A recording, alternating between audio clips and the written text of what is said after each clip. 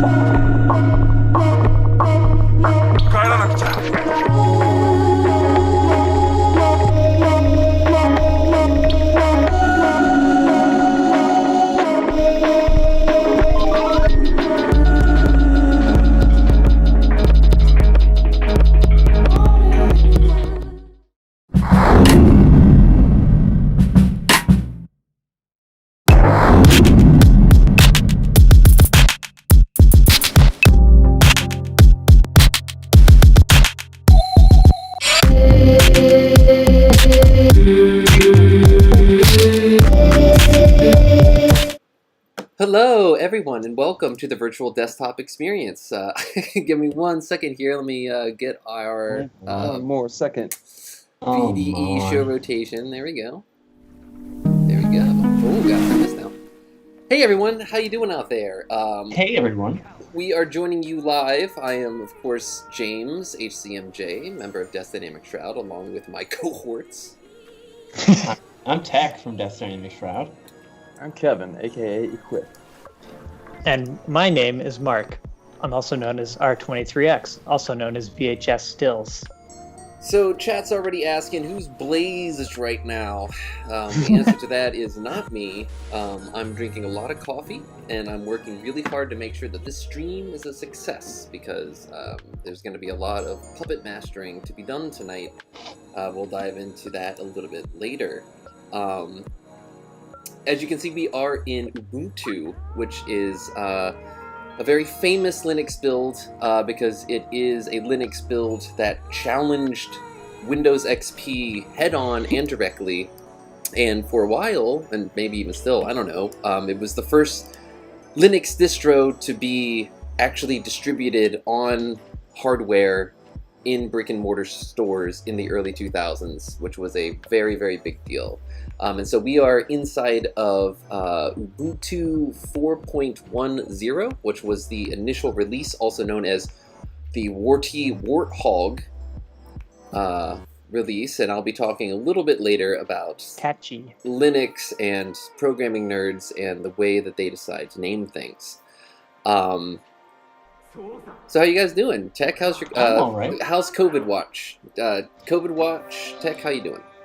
COVID's great. I've been going out. I've just been super spraying, just spraying particles everywhere you go, like a fountain of particles. Kidding. I'm just kidding. Of course, I would not do something like that. We're all having a good time here. I think I'm fine now. You're a little low. Something I don't know quite what the answer here is like, when do you go? I mean, not that I care, but like, when do you go back to work? Because like, 2 weeks after you are asymptomatic is the CDC guidelines.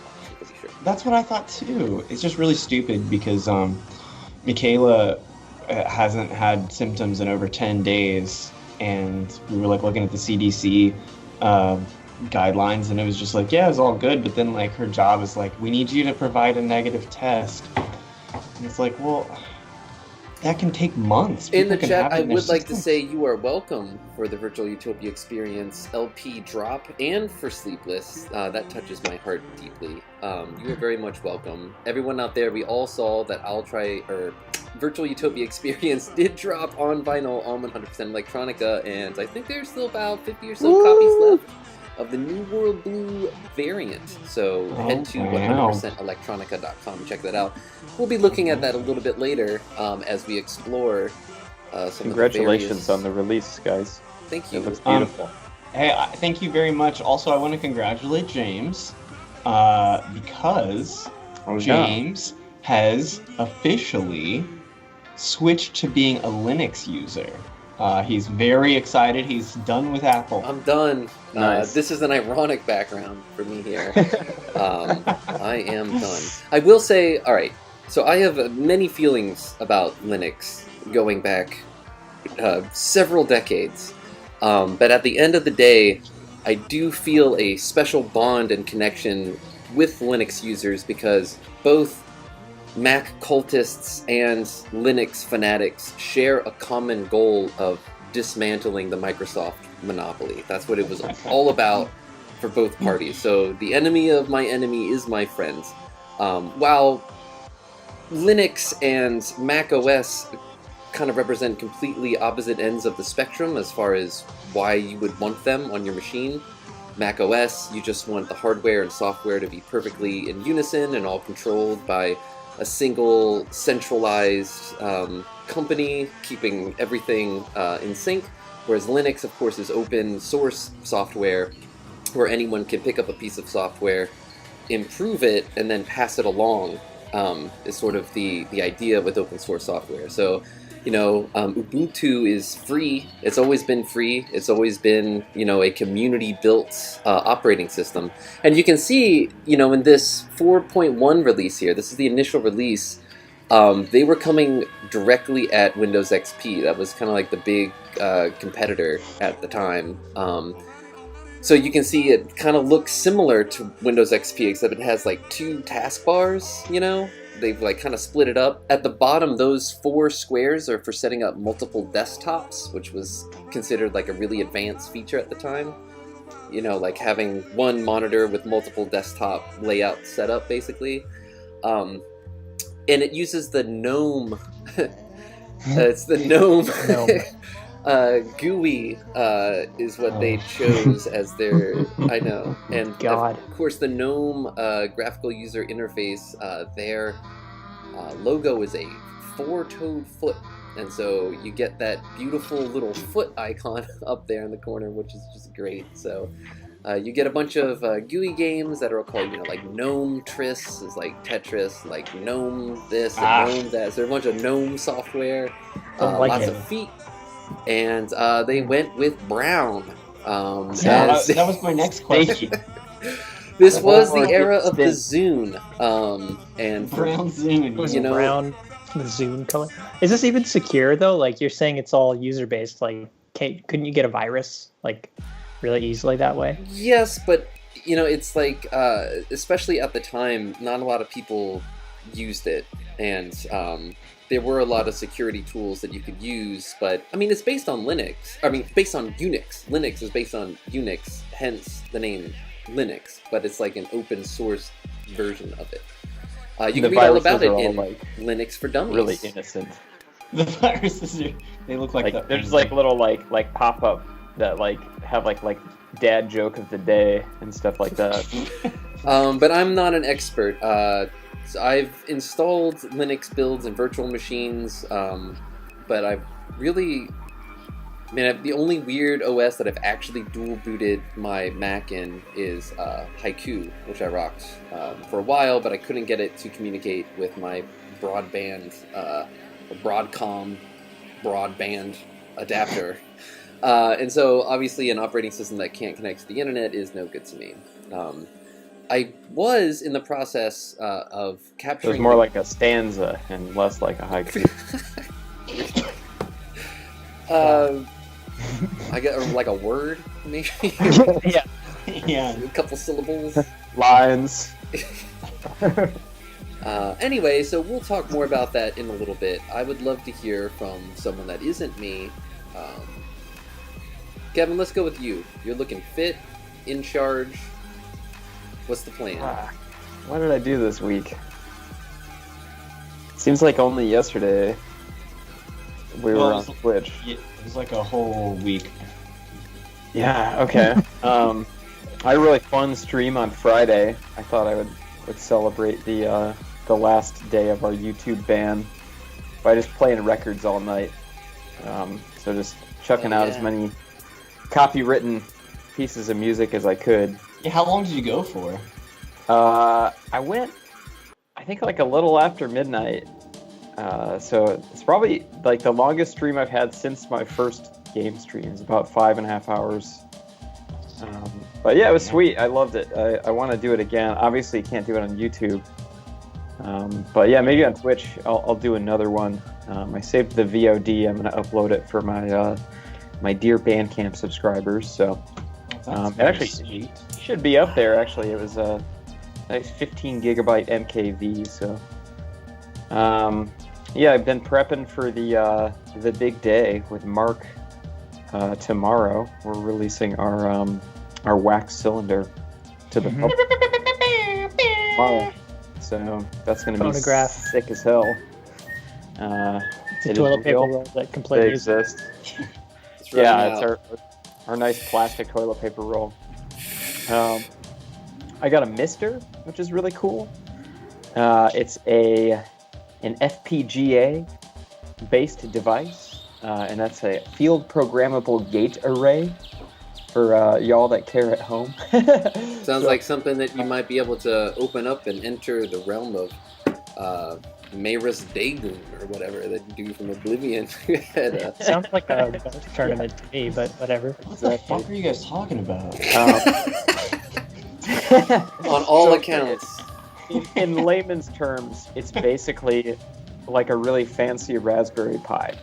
Mark has been razzing me about it because it's a lot more expensive than a Raspberry Pi. I can explain it to you, Tech. It's like the Pono player of like video game emulation. It's like he's basically like found the wave file of ROMs. He's playing it on real hardware, but it's still just a tiny little fucking thing. I don't get it. Personally, I don't get it. Oh my god. So Classic it's Kevin. hardware emulation, It's not hardware just. emulation at a bare chip level.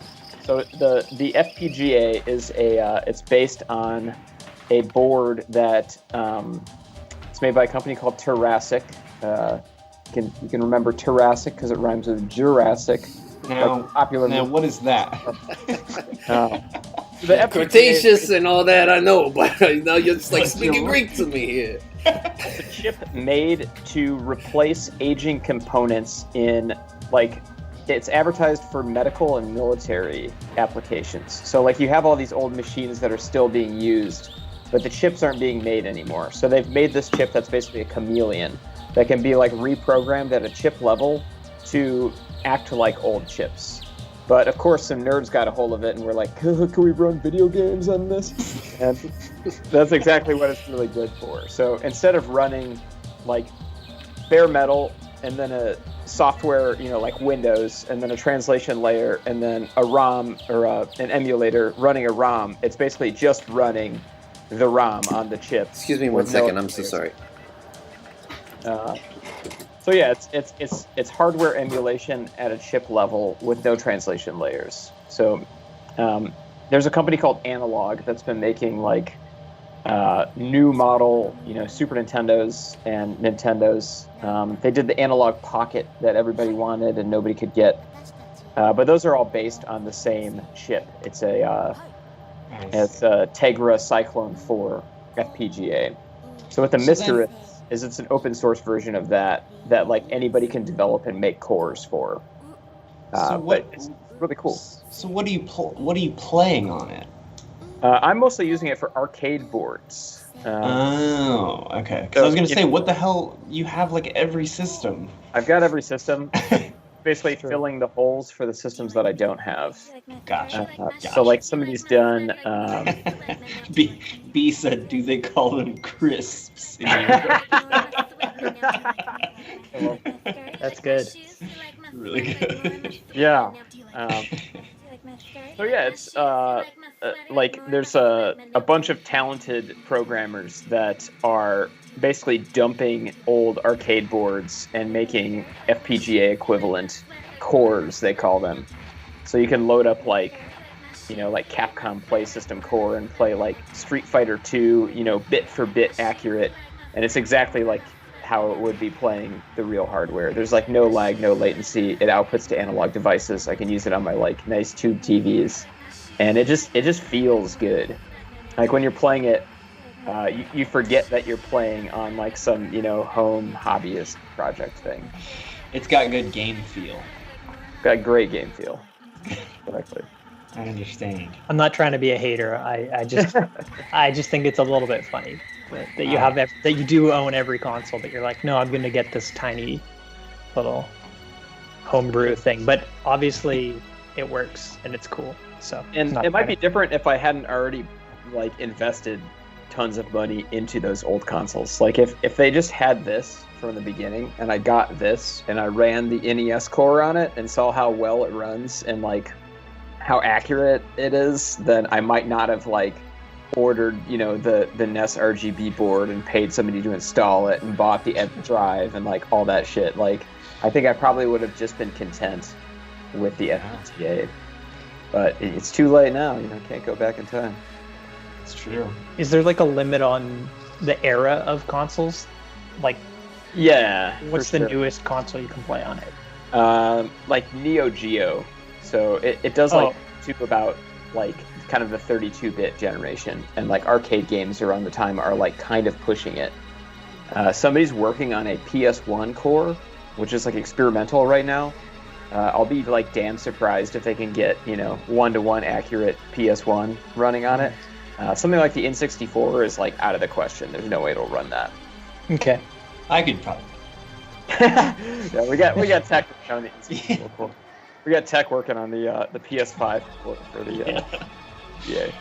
I wonder what happened to James. What if he never comes back? This is all a paid advertisement by Apple. We're just meant to be looking.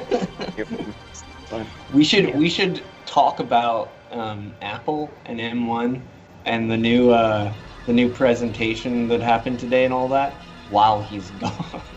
Yeah, we already covered that. We covered it. When he gets back, be like, no, let's get into the. Oh, no. Yeah, we already covered that. How about you guys? What have you guys been up to this week? Mark? Well, I speaking of gaming, I guess I started playing Mega Man 64. I got an N64 EverDrive cart, and I've just been like playing retro games and like doing long form VHS recordings of them for my blog. And like I have all these VHS tapes that are just like an hour to 3 hours of Sonic Adventure, Super Mario 64, and now I'm playing Mega Man 64, and it's like the coolest game ever. Like, it really feels out of place on the N64 ecosystem. Like, it just looks like a freaking cel-shaded anime game, and I didn't know that was possible on a Nintendo 64. But well, anything's possible if you set your mind to it. So it's a beautiful game. Yeah, and I think like we were talking about, the art direction makes the game. I think for that, like it's got kind of a timeless look because it uses those flat shaded polygons and it doesn't rely on whoa. So we got Virtuous Salt in the chat saying y'all were talking about Apple. Well, I wasn't here. Yeah, we already talked about the presentation and all that and stuff. Yeah, all right. We went so ahead and look, we already went over it. No, we already talked we're about done. it. We're done with it. Yeah, we're done with that. We're gonna Maybe move on to next week. something else. So, Mark, it's interesting that you brought up your EverDrive. Do you know what's inside of it?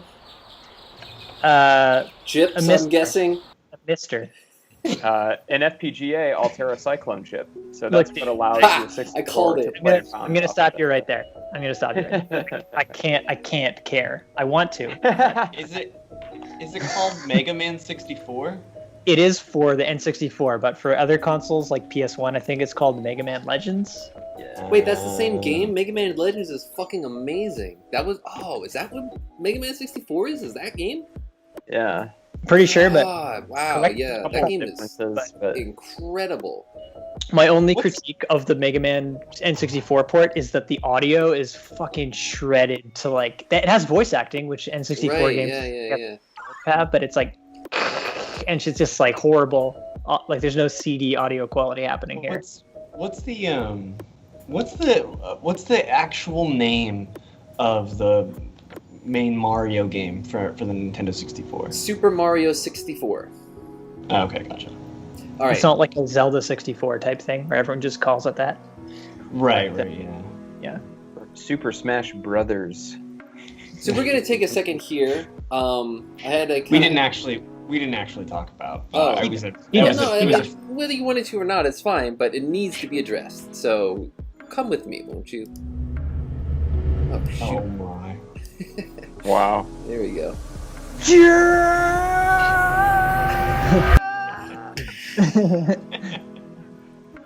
Come with me to the Steve Jobs Theater here.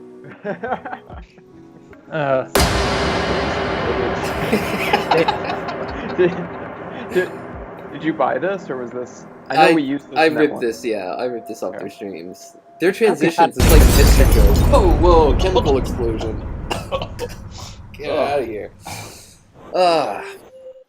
So, folks, I wasn't expecting to be back here so soon, but here we are once again in Apple's M1 laboratory, where you can see. You gotta wonder about those Mac Pros on the floor there. You know, are those? They got M1s in there. I wonder. I want. Anyway, so here, let me just move They got wheels. Gnome meeting here. I'm Don't. not a gnome. I'm a gnome. And you've been gnomed. And we're just gonna pull up a Chrome browser here. Oh, look, more gnomes. Yeah. So yeah, why don't we just go to apple.com and see what's going on. What is going on? Well, there was an Apple event my. today. Use code apple.com/Neo Gaia and you'll get we'll get the referral. And they Right? dropped a lot of things. It's like, who cares?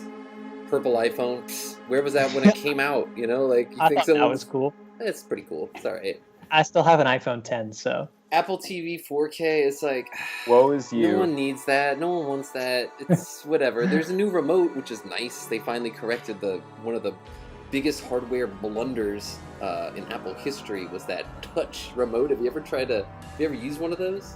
It didn't have a fan, did it? It didn't. No. runs on FGPA, I think. Not even James was a fan. Now there Wait, was. this is the first negative review you've ever given. Any... That is ever. not true. I am not an Apple apologist or an Apple dude. I am a Macintosh, a Mac cultist. There is a difference, all right? I think Samsung more makes of an amazing iPod phones. guy. I think Sony makes amazing phones. I think that folding phones are... I think that the second generation of folding phones are cool. I think that Android is a totally valid, legitimate platform for mobile technology. Not on tablets, though. Really bad on tablets. So yeah, come on. I didn't really care about any of it. The Apple TV 4K does have a cool feature, though, where it uses your iPhone sensors and you hold it up to your TV and it actually color calibrates. Did you see that? It will color calibrate the content that Apple TV outputs to your TV based on your phone reading, like your phone's camera reading colors that it tells you to like point it at on the screen. Whoa. Which is pretty That's fucking awesome. sick. Yeah. Why would that? What purpose does that serve? Because every What does Color TV calibration devices are so expensive.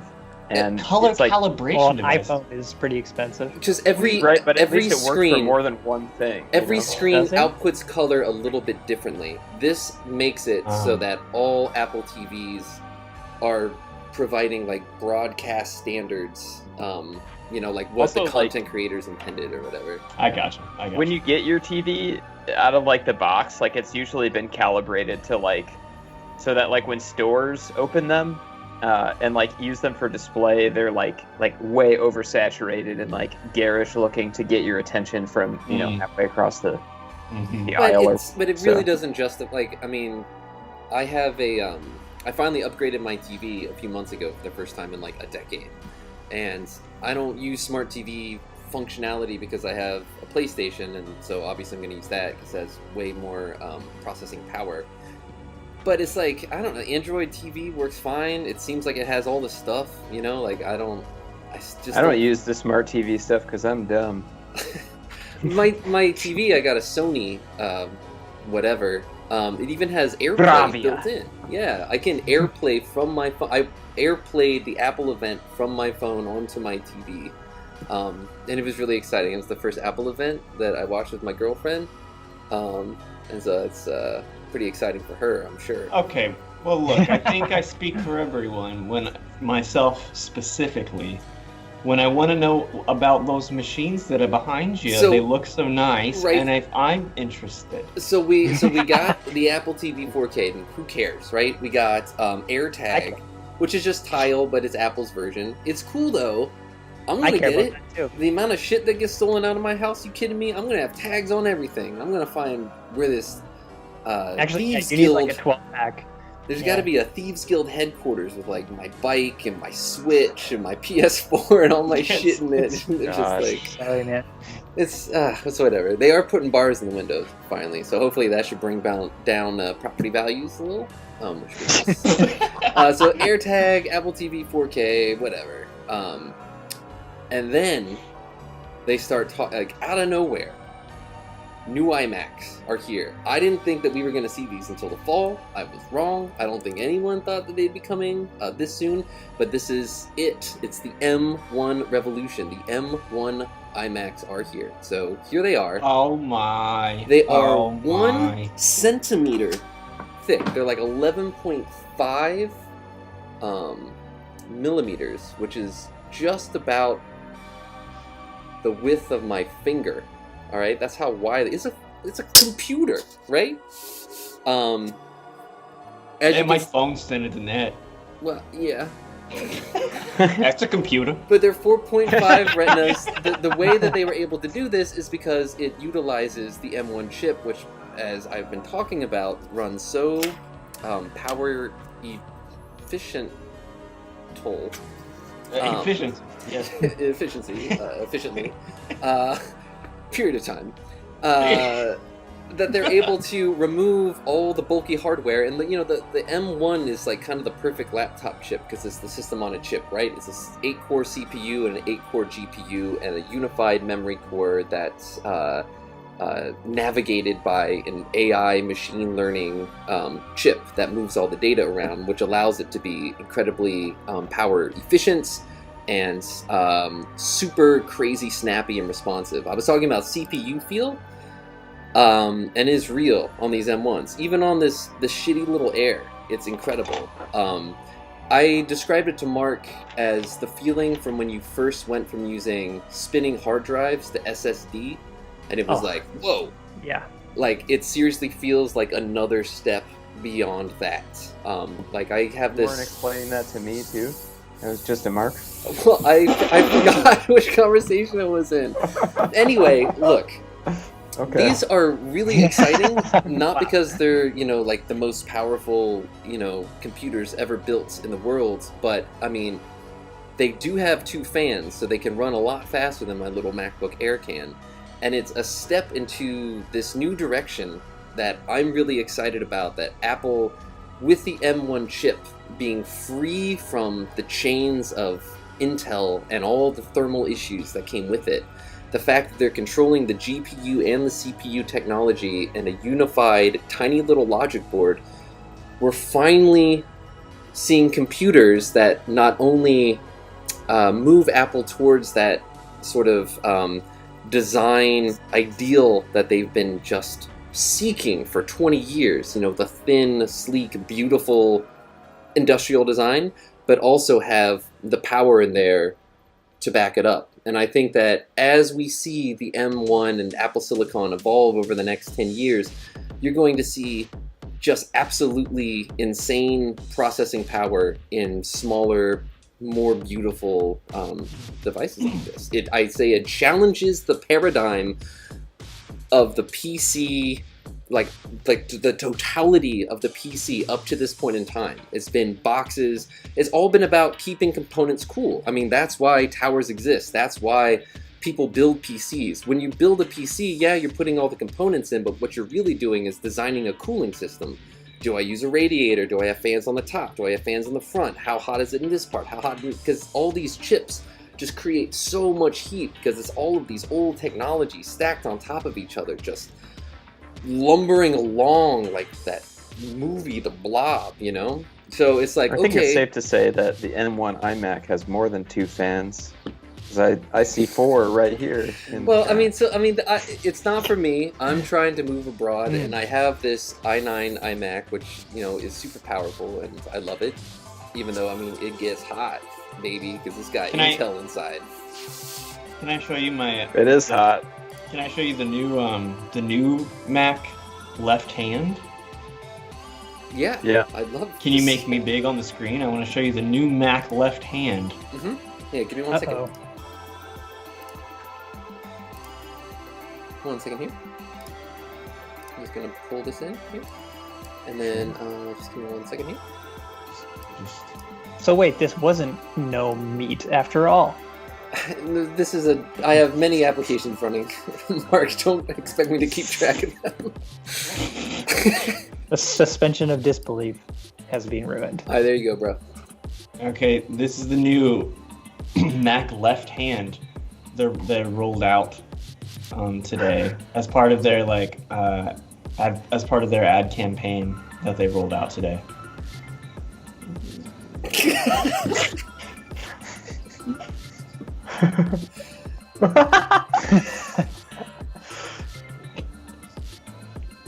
Okay. Oh, that was great. That was great. Thank you for that, Tech. We really appreciate you and all that you bring to the table. I'm gonna need at least 3 paragraphs explaining that joke. Written with your hand. Oh, now we're starting to get here. I need to stop screen sharing. Breaking. True Apple Tech. Hey kid, I'm a computer. So I got some questions about this new Mac, this iMac. Yeah, so let me just jump right into it here. Say hello. Oh, we're gonna buy one. We're gonna pre-order one live. Oh, buy one. They're not on sale yet. Do it. So Oh, as you can buy one see, they live. come in these delicious colors, reminiscent of the old 2001 rollout or whenever that was. Remember, she comes in colors everywhere. I'm gonna buy 2 and throw 1 away. She combs her hair. She's like a rainbow. So, it's kind of similar motion going on here. They're dancing with each other. You watch me dance. Okay, let's get this out of the way. If we were all gonna buy one right now, which colors would we get? Okay, Mark would get pink. No, I want teal. I'm not Mark. I kind Kevin of said pink. want the pink one. After I got this pink MacBook, I don't know. I got like a kind of a pink theme going, like a kind of a pink and a mint. God, theme look how going sick around. the red one is. Oh, I think orange is wait, pretty sick. the red one is pink. Oh yes, red and pink. Yeah. Yeah, it's red. So they're more colorful on the back and less colorful on the front. I don't My- like that. I don't like the red on the back. My favorite is the yellow, but Purple. Sorry. I'm going with the purple then. that green one looks so awesome though, like the mint. Yeah, the mint is sick as fuck. Yeah, look at it. The mint is yeah. kind of like if you're like a person, then you've like defined your whole existence around this like color scheme. It'd be like, oh my god, you know that. Yeah. Maybe that's just like the feeling I get, you know. No, I can didn't kinda realize see the that. back of the pink was red. I don't like the red and pink mixture, to be Oh honest. my, Kevin hates it now. Cherry strawberry, you know. I think I would get the yellow. I think I would get the yellow. Ooh, Yellow good is pretty choice. hot Yellow boy. 70s. because it looks like gold from the front, you know. Yeah, it looks sick as all. And these desktops are Oh, totally throwback to gold. Mac OS 7. I don't know if you've noticed that, but this is like totally like a Mac OS or Mac OS 8 or 9, like kind of. Just any number. That's 7, 8. You know, 30% 7, 8, of all 9, the different whatever. ones. Yeah. So here's another question. Should I get one of these? The tech, this would be great for you. You Yeah. think so? For your just chatting streaming, you can play Final Fantasy 14 on it, no problem. Video editing, Guest layouts and host the virtual desktop experience. It's great. it's true. So Logic Savage. Pro obviously runs, it's Apple software, so it runs natively on the M1 chip, and it doesn't even break a sweat. And it run Ubuntu. Yes, using VMware Fusion. Can it run Crisis? I need to shoot some fucking Koreans, man. Let me play Crisis. This is my shit. Is that what Crisis? Is that what the game is about? Yeah, it's about North Koreans okay. invading some islands. Like the whole game, Oh you're my- just fucking murdering Asians. It's really bad. Wow. Jesus. Yeah. You that's should play fun. Fantasian. You should play That's okay Fantasian on with that that. thing, man. I do want Seriously. to play that. Oh, I could play Fantasian on that. Everybody thing. has to play it. I feel like you guys are like, oh, Mark went off and played his little iPad file. I He's really like, want to play it too. And you It's can so play it on the new iMac with a PS5 controller. Nice. That's Yeah, sick as Lord. hell. You should get one right now, Tech. Yeah. So I it does. might. It has an external PSU, which is obviously the way they were able to achieve this form factor. But the PSU also has, like an Ethernet port in Only it. in the more expensive model, I think, though. Wait. So okay. So is Yes, there? it requires so- 26 fans and its own mounting chassis. And I love those faces. I love the faces that they have in these movies. it's a very Wow, adorable. can you tell I'm Just the- quirky and have personality? this is the new Horizon Zero Dawn. That, That would actually be cool. Uh, Um, I need to. I need to shoot some fucking Koreans in a personality. This is my shit. This is my shit. Is All right, Mark. It's got a Drink a 1080p camera built in, a 1080p webcam. That And was my New Year's my webcam's resolution. 4K actually. So. And an insane it has a like a 6-speaker system. I mean, I gotta see one in person, you know, like, but damn, all I know is that I've been using the M1 on this MacBook Air. I cannot even imagine a desktop M1 computer, and I can't believe it's already here, and the future is now, and I couldn't be more excited. That purple one is hot. So is this like the computer that I should get? Yes, get this. Okay. Tech. Okay. We're gonna get you. I'm gonna come to Florida, and then I'm gonna touch it. And I can't wait, because Frontier is real cheap. I'll come down for the evening. I'll help you get it all set up. Maybe we can barbecue on your balcony. For a second, I'm gonna come. What'd you say? Yeah, we'll come again. Come on. Did you are you allowed to barbecue on your balcony, Tech? No. You don't know, or No, simply no. oh, okay, got it. How about in the pool? Like a little floating rig. And I gotta tell you, Adobe's dragging their feet updating Premiere to M1 specs here. I'm so tempted. Has anyone used Final Cut Pro? Is like Final Cut Pro chill? Because like the way that Logic works on a Mac is so beautiful because the operating system, the hardware, and the software were all designed to work together by the same company. So I got to imagine that editing video in Final Cut Pro. Make the switch. And you can just buy it for like $300 and then you have it forever. No bullshit. No evil Adobe. I like that. I would love to be freeform. So You know what I like Flashy even says more? His buddy is a film major and uses Final Cut Pro, and it's quote fucking sick, James. Because they're saying on this iMac you can edit like 5 or 6 simultaneous 4K streams like no problem, as long as it's like M1 native software. How is it so good and so small? Like, is it like quantum computing? Is it like a wetware or something? Is there like a human soul inside of the chip that they've like? It's 5 nanometer technology off the rip, so it's like super tiny. And the CPU cores Apple is claiming are the fastest CPU cores ever made. Yep, but how? Like, what even is it? They got a Mister in there. They got Mr. Macintosh. It's Mr. Macintosh. It's kind of like Stephen Curry, the basketball player for the Golden State Warriors. He simply is the greatest shooter of all time. Okay, but and there's no rhyme or reason. He's just simply the best shooter in the history of the sport of any human being. He just is. If you sent me into the forest and told me to make basketball, I could do it. But if you asked me to make a computer, I would just fucking kill myself. There's no way to fucking do it. But you could never be as good as Stephen Curry, is my point. And I'm not sure if I've like totally held control of the metaphor. I don't know about Mark, but I don't think this analogy works. I'm pretty sure it's confusing. I've lost the plot. Yeah, I've definitely. So one more thing that we need to note here That's before we leave the tyranny of corporate OEMs and retreat back into the blissful libertarian anarchy of Linux.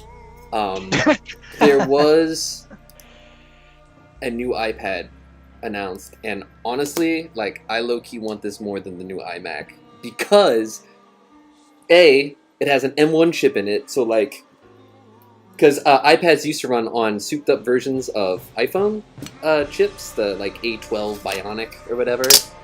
So it is like just as powerful as all of these beautiful notebooks that they're coming out with, the new iPad Pro, but the screen, they've like microtized the same technology that's in that $9,000 XDR display. So it has like 1,000,000 to 1 contrast ratio, and like what's the nits, like 1,000 nits or whatever, like super bright, super high contrast. So could you explain nits to a total nitwit like me? Oh boy. So it's like imagine 1,000 lumen. Do you know what a lumen is? Yes. What's a lumen? A lumen is a measure of light. and I believe. Yeah, but Okay. how does that work? What's light? So there are photons. So if we look, is it nits? Lumen to nit? So- One nit represents more light than one lumen. The mathematical difference between nits and lumens is complex.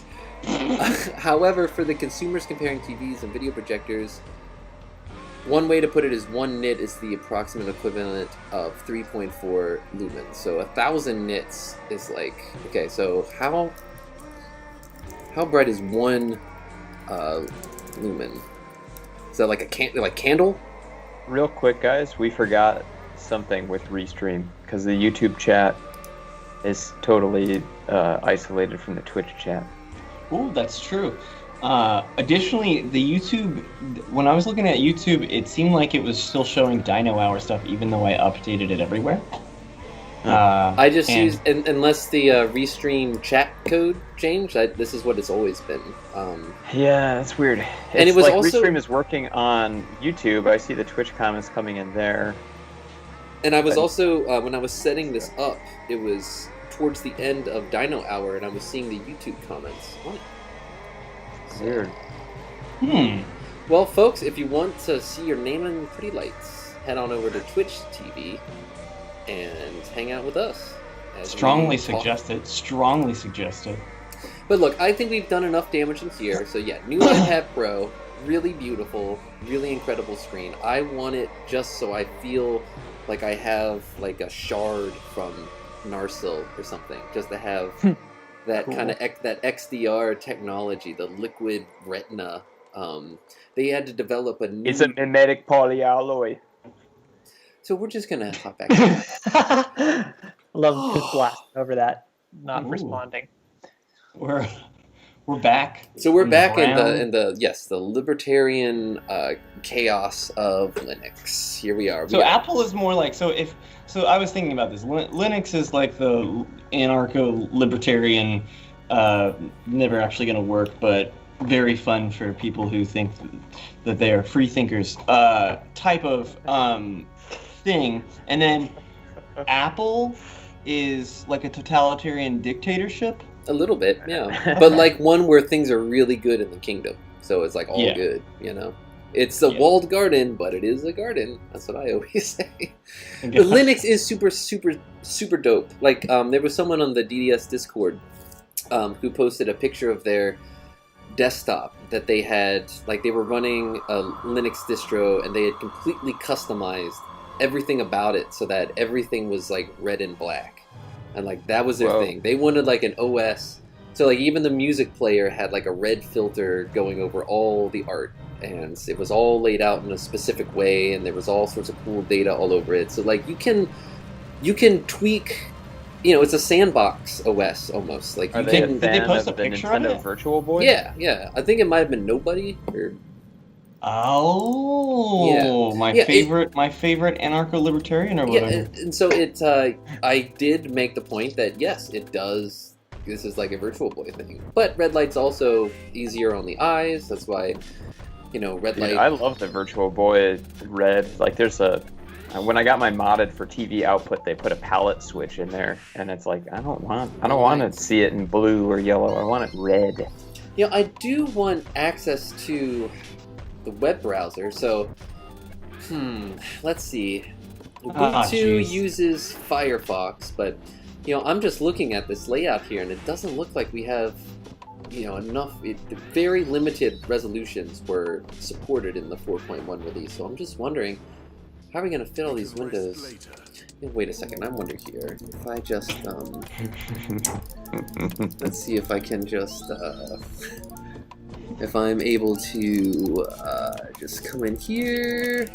There's this great R23X song playing right now that's like kind of perfect. This sort of activity. Maybe if we I don't go, even we know need what some that help sounds here. like. Oh, Oh my god. oh, what? Matrix. Oh, Oh, So, all right. So Hey, Matrix Tux. So Tux, of course, is the penguin mascot for Linux, and all he wants to do is like fucking kill Bill Gates. Like that's his whole thing, right? He like, it's like Really? Windows sucks, and I'm gonna murder Bill Gates. That's like Tux's whole thing.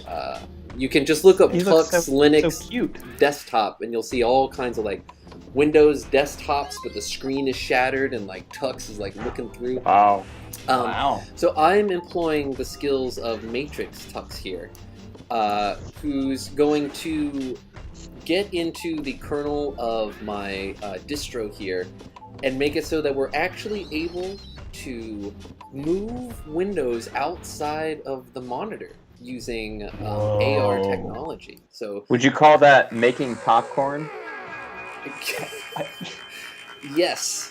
Yes. AR technology. So, I like it. Matrix Tux, yes, do me a favor and just hop off screen real quick, and I need you to take care of this for me so we can make room for Firefox. Pop those kernels, baby. All right, he's on.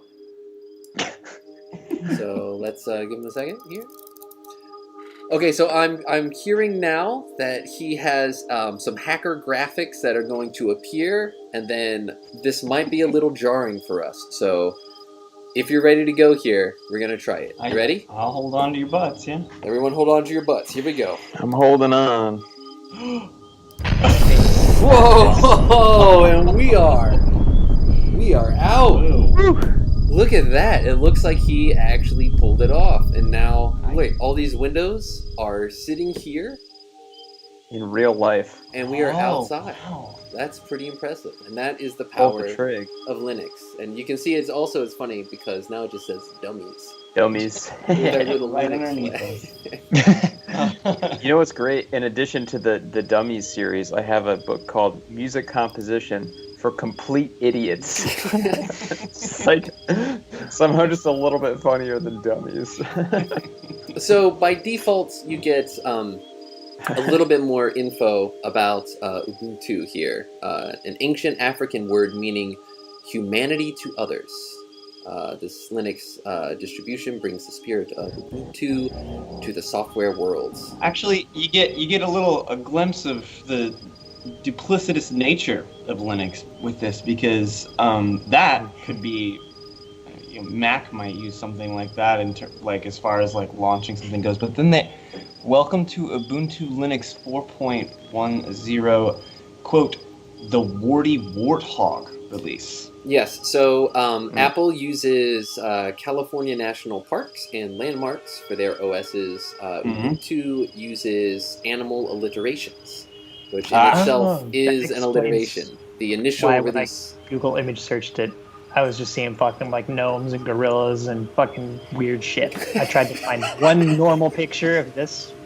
I couldn't find a single normal picture of this operating system. Warty Warthog. Well, so this is like very old cool. as shit. It's important to remember this was released in like 2004, so this was like pretty cool and pretty advanced for a free open source operating system that was just passed around on like CDRs burnt by nerds in like computer clubs, basically. Why couldn't they?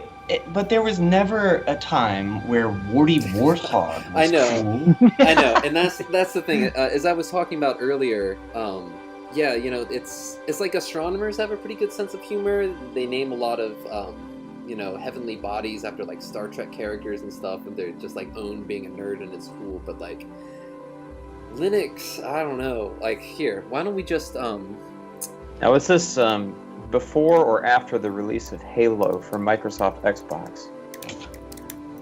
after, I think, right? 2003. There's a vehicle in Halo called the Warthog, There is. and there's at the time you'd be like, bro, hop in the back of my hog. Do you want to be gunner or do you want to drive? I would never say that. Can you run Halo on the Mister? No, unfortunately. So here's the complete list. Sorry, I'll stop making. Okay.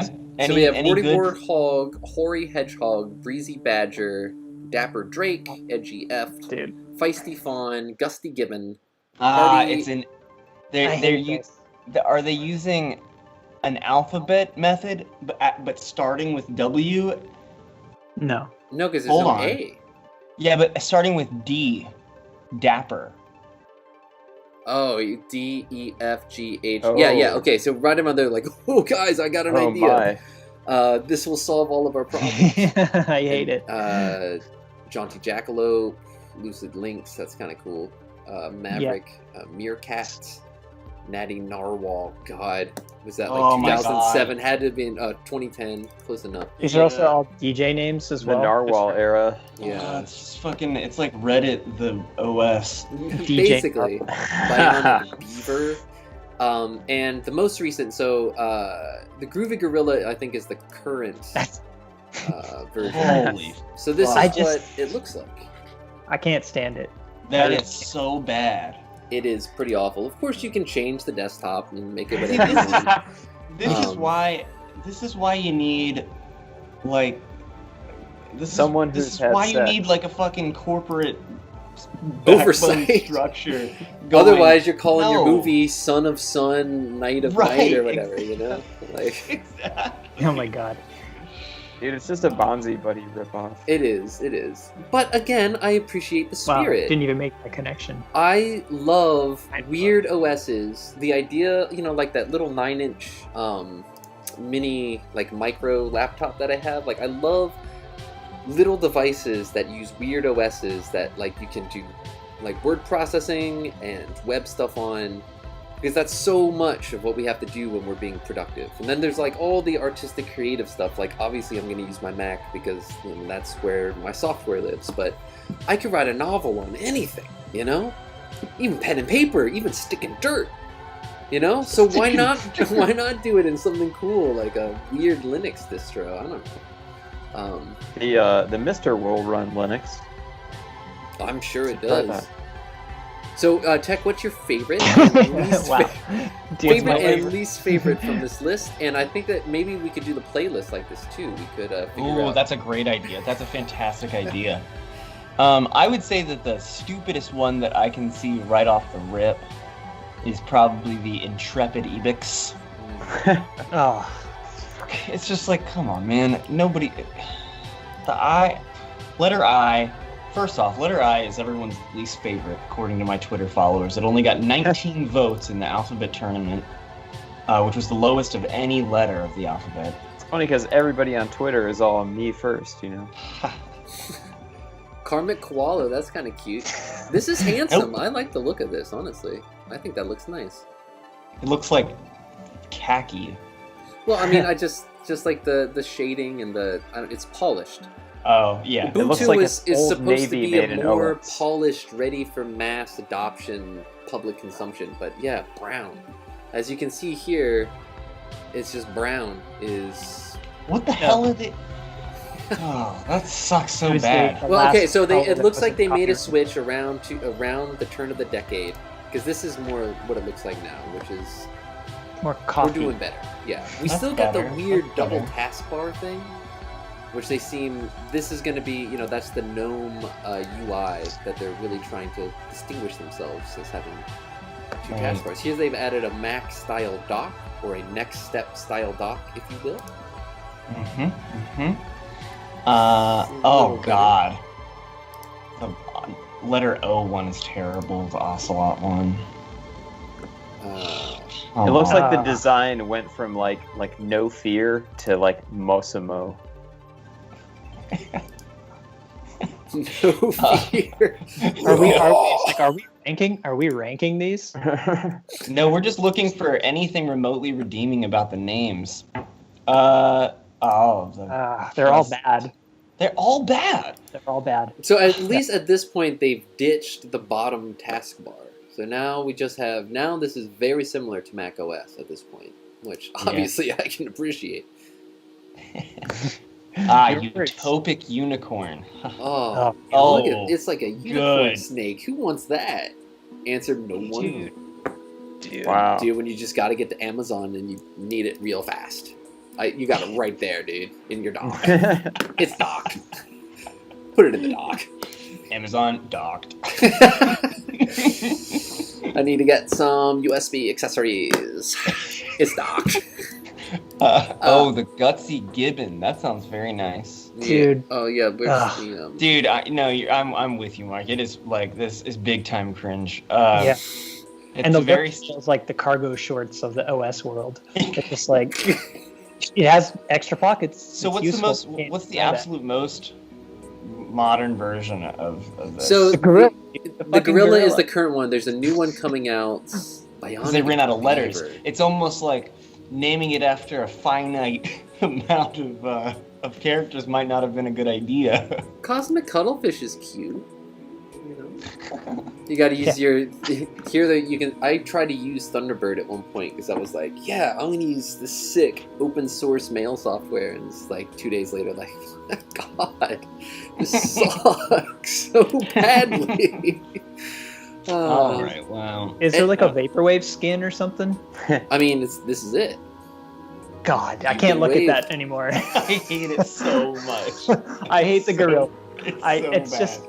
It's like when somebody like posts like, "Yo, vaporwave," but then they put like the synthwave grid in it, you know? Oh, dude.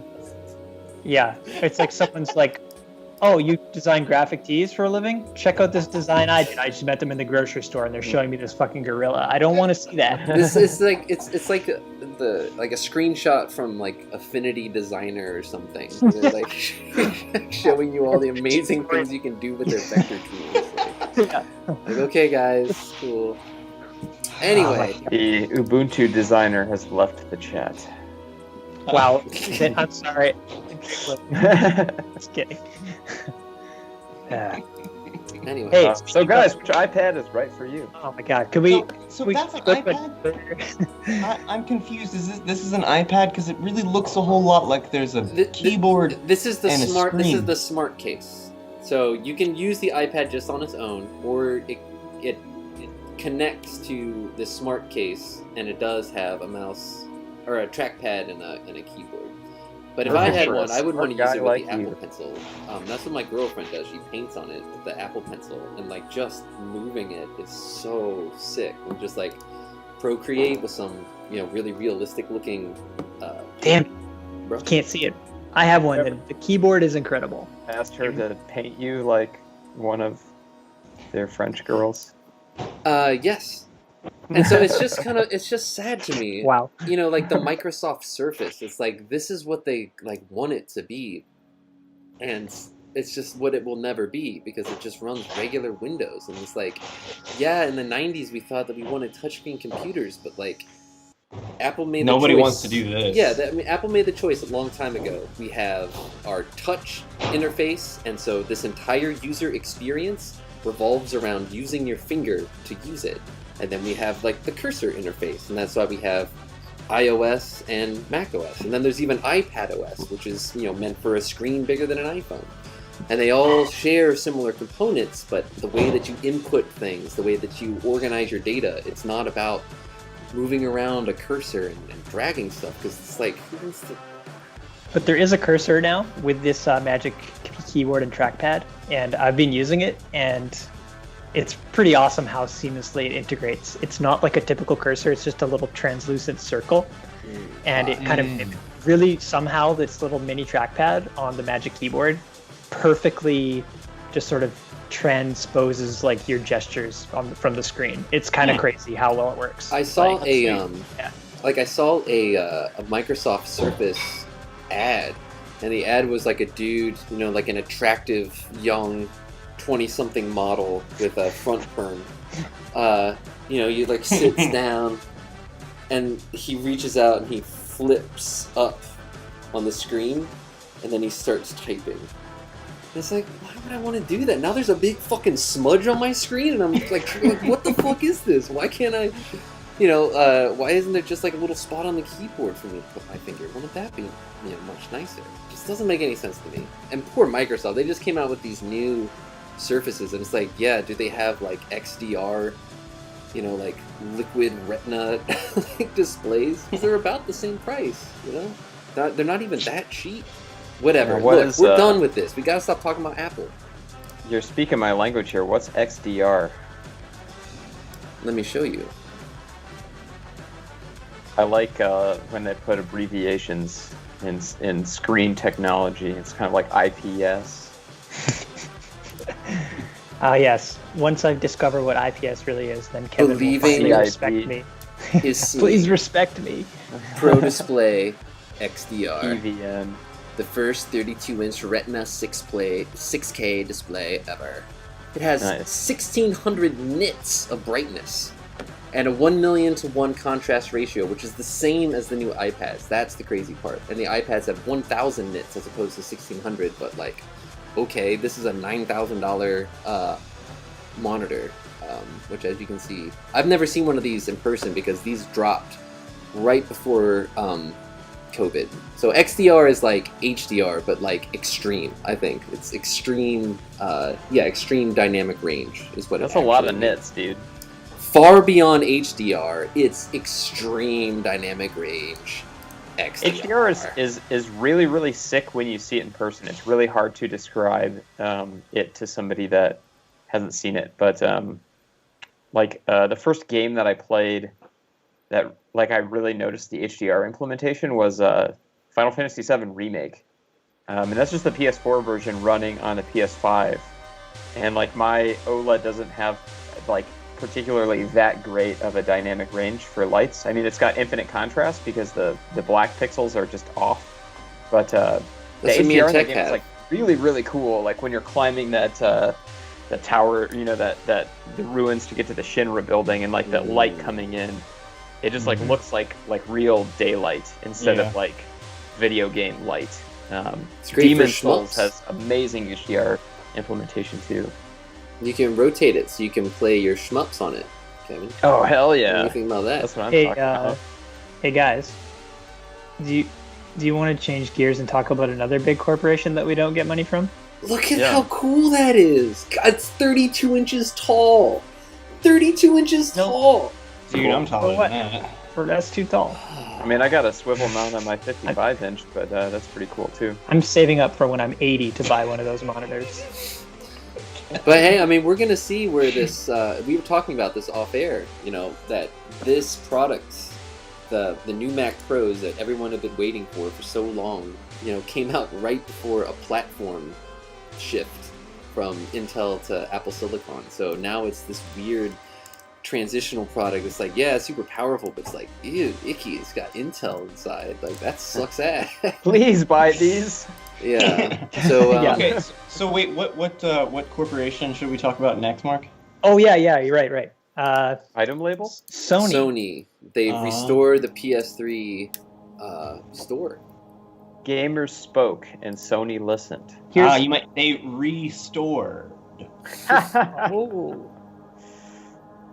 Portmanteau. Or no, it's just a pun. Well, Mark, it sounded like you wanted to take the lead here, so. No, well, I mean, sure. But here's the one thing, is that they thought they were listening to the gamers and doing a good thing, but I'm still angry because you don't have full store capabilities on the original PSP. The PS Vita they've revitalized, but the PSP, I want to be able to download. Oh my god. All the games I've ever bought. Like a total gamer right now, Mark. That's what I'm going for. I actually don't care either way, and the announcement came, it was such a surprise to me that I was like, wow, I already had forgotten that I was sort of not even mad about this. But I know why everyone acts like it's this big, like, we're gonna lose this massive archive of like the PS3 version of Shovel Knight and Stardew Valley. Oh my god, like what will we do? Like, there's a handful of RPGs that are hard to get, but really I did download, and I was like, oh shoot, and then they announced that. I was like, wow, who were they listening to? I guess people really got upset. But it is funny because I love reading gamer responses. And look, for the record, okay, I'm a gamer. I know, like, I talk about gamers like they're like, I'm not a gamer. Like, I'm a gamer. People, I'm just joking. I'm a hyperbolic person. I say extreme things. I say extremely violent and wrathful things sometimes. I don't actually mean that. I'm a pretty easygoing guy. I just like expressing myself using extremes. And that's just who I am, and I'm not going to change for you or anyone else. Like someone XDR kind of guy. Like someone on Twitter was like, "Don't even bother with this guy. Like he hates all PC users." I'm like, I'm a PC user. Like I have like Windows exclusive machines, and all of my friends. Like, come on. I hate Bill Gates because he's a, billionaire, Epstein boy. All right, you're ruminating. Look, here's the deal with Here's the deal with this whole thing. Here's the Tech Honors hot take. It just seems like they just made gamers more entitled by just doing what they complained about. Well, and the reason why here's the thing that I'm mad about. Sony didn't restore the Wii eShop functionality. Well, and so the reason why I brought up my hyperbole is because I immediately saw, when I make fun of gamers as being really entitled, I just looked at the responses to, some game publication that, Sony admits they make a mistake and goes back, and the first comment was, well, thank God, but they still need to be punished. Wow. What are you gonna do to him, man? What the fuck, They still need to be punished. It's what? What would make you happy? What do you want me? It's like that amazing scene in Rushmore, where he has a crush on his teacher, and she's finally what do you want me to do? Give you a hand job? It's just damn, that's a good point. What do you expect here exactly? It's a similar kind of first comment I saw was LOL, Xbox rules. I thought the headline was an April Fool's joke, honestly, that it was coming back. So wow. I just couldn't believe it. Yeah. So funny. About the PSP Store functionality. Sony CEO Kenichiro Yoshida came out and said, if your PSP is not already soft modded, you cannot be helped. He didn't say that. That's not true. I actually was cleaning out my clothing closet thing, and I found my PlayStation 3 covered in dust in the very back, and it's just sitting on my desk right now. I must admit, I've been playing Oblivion. When I find a moment, PS3? I like to play Oblivion, and I play it on the PS3, and because of that, it's I don't know, my Switch got stolen, so I don't play Animal Crossing. I was going to say, wasn't your PS3 stolen? I got it. That was the first thing I replaced when I got back, because it was cheap and I could do it fast. And I was like, all right, so first things first, gotta get Oblivion and a PS3, because I gotta feel like I can go there, and I fucking need it. So yeah, I've actually been playing my PS3 a lot, and it's funny because that DualShock 3 is so light, it's so sick.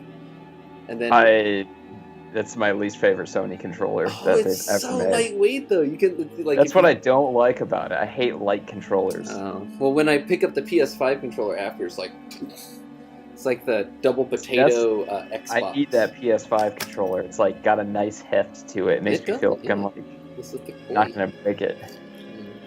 I gotta see if my games are still here.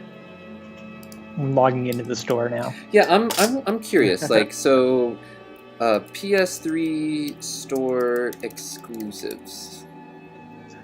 I have 2 games on my PS3 that I downloaded: Sonic Adventure for the Dreamcast. So non-exclusive.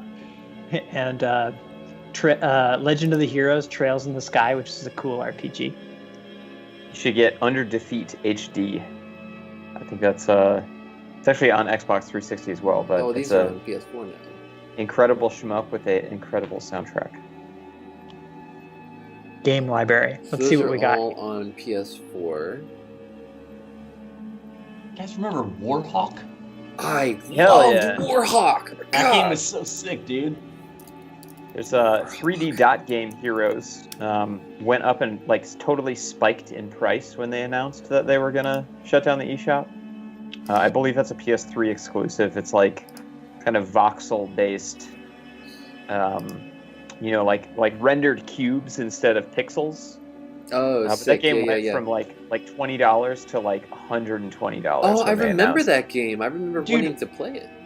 Warhawk was so sick because it was it was a third-person shooter, and then also you could fucking get in a plane and it became a fucking combat flight sim. And the controls were super dialed in, super dialed in. Flying it was super Warhawk, fun. The dog fights were so fast and legitimately amazing. Look at this guy. I liked this. Well, I like this guy game. sucks. So it's actually did you know that it's a quasi sequel to, or kind of a remake of a PS1 game? Yeah, I do remember that, but I remember not knowing about the PS1 game until I played this one. The PS1 game's kind of almost like Star Fox in a way. If I remember right, it's on rails. But these were just like huge, massive, like 50 on 50 or something. Like, it was the first kind of game that was like that on a console for sure. It was a PS3 launch game, right? Yeah, it was a system. It's like they wanted it to be a killer app, but it obviously wasn't going to be. Right. It's like they wanted it to be like Halo. Resistance: Fall of Man. Man, I still have my old high school pot dealer's copy of that shit. I never gave it back to him, man. Sorry about that, bro. I got that. That was developed by Insomniac, who did the Spider-Man PS4 game, that recent one, and then Miles Spider-Man Morales font. So yeah, Insomniac is pretty sick. They make good games. They did the like Ratchet and Clank and Spyro and stuff too. Tech's favorite Ratchet and Clank. Oh, God. Maybe you guys already covered this, but it looks like the chat is back. I didn't notice that. Until No, we didn't cover it. Yeah, YouTube chat came back. Look at that. I like that. Star. Okay, I wanted to bring up something here real quick. Okay. So I've been watching movies of late. Saw Clockwork Orange. Saw The Matrix. You're a real cinemaphile. Yeah. What can I say? And then most recently, Michaela and I watched Pan's Labyrinth. And so a question is, have all of you seen Pan's Labyrinth? Mm-hmm. Yeah. Okay, we've all seen Okay, so Pan's Labyrinth spoilers begin now. Yeah, get out of the chat if you've never seen Pan's Labyrinth, because we're going to discuss it. So get ready. This is what you're going to look like if you don't get out of here. Is that a spoiler? So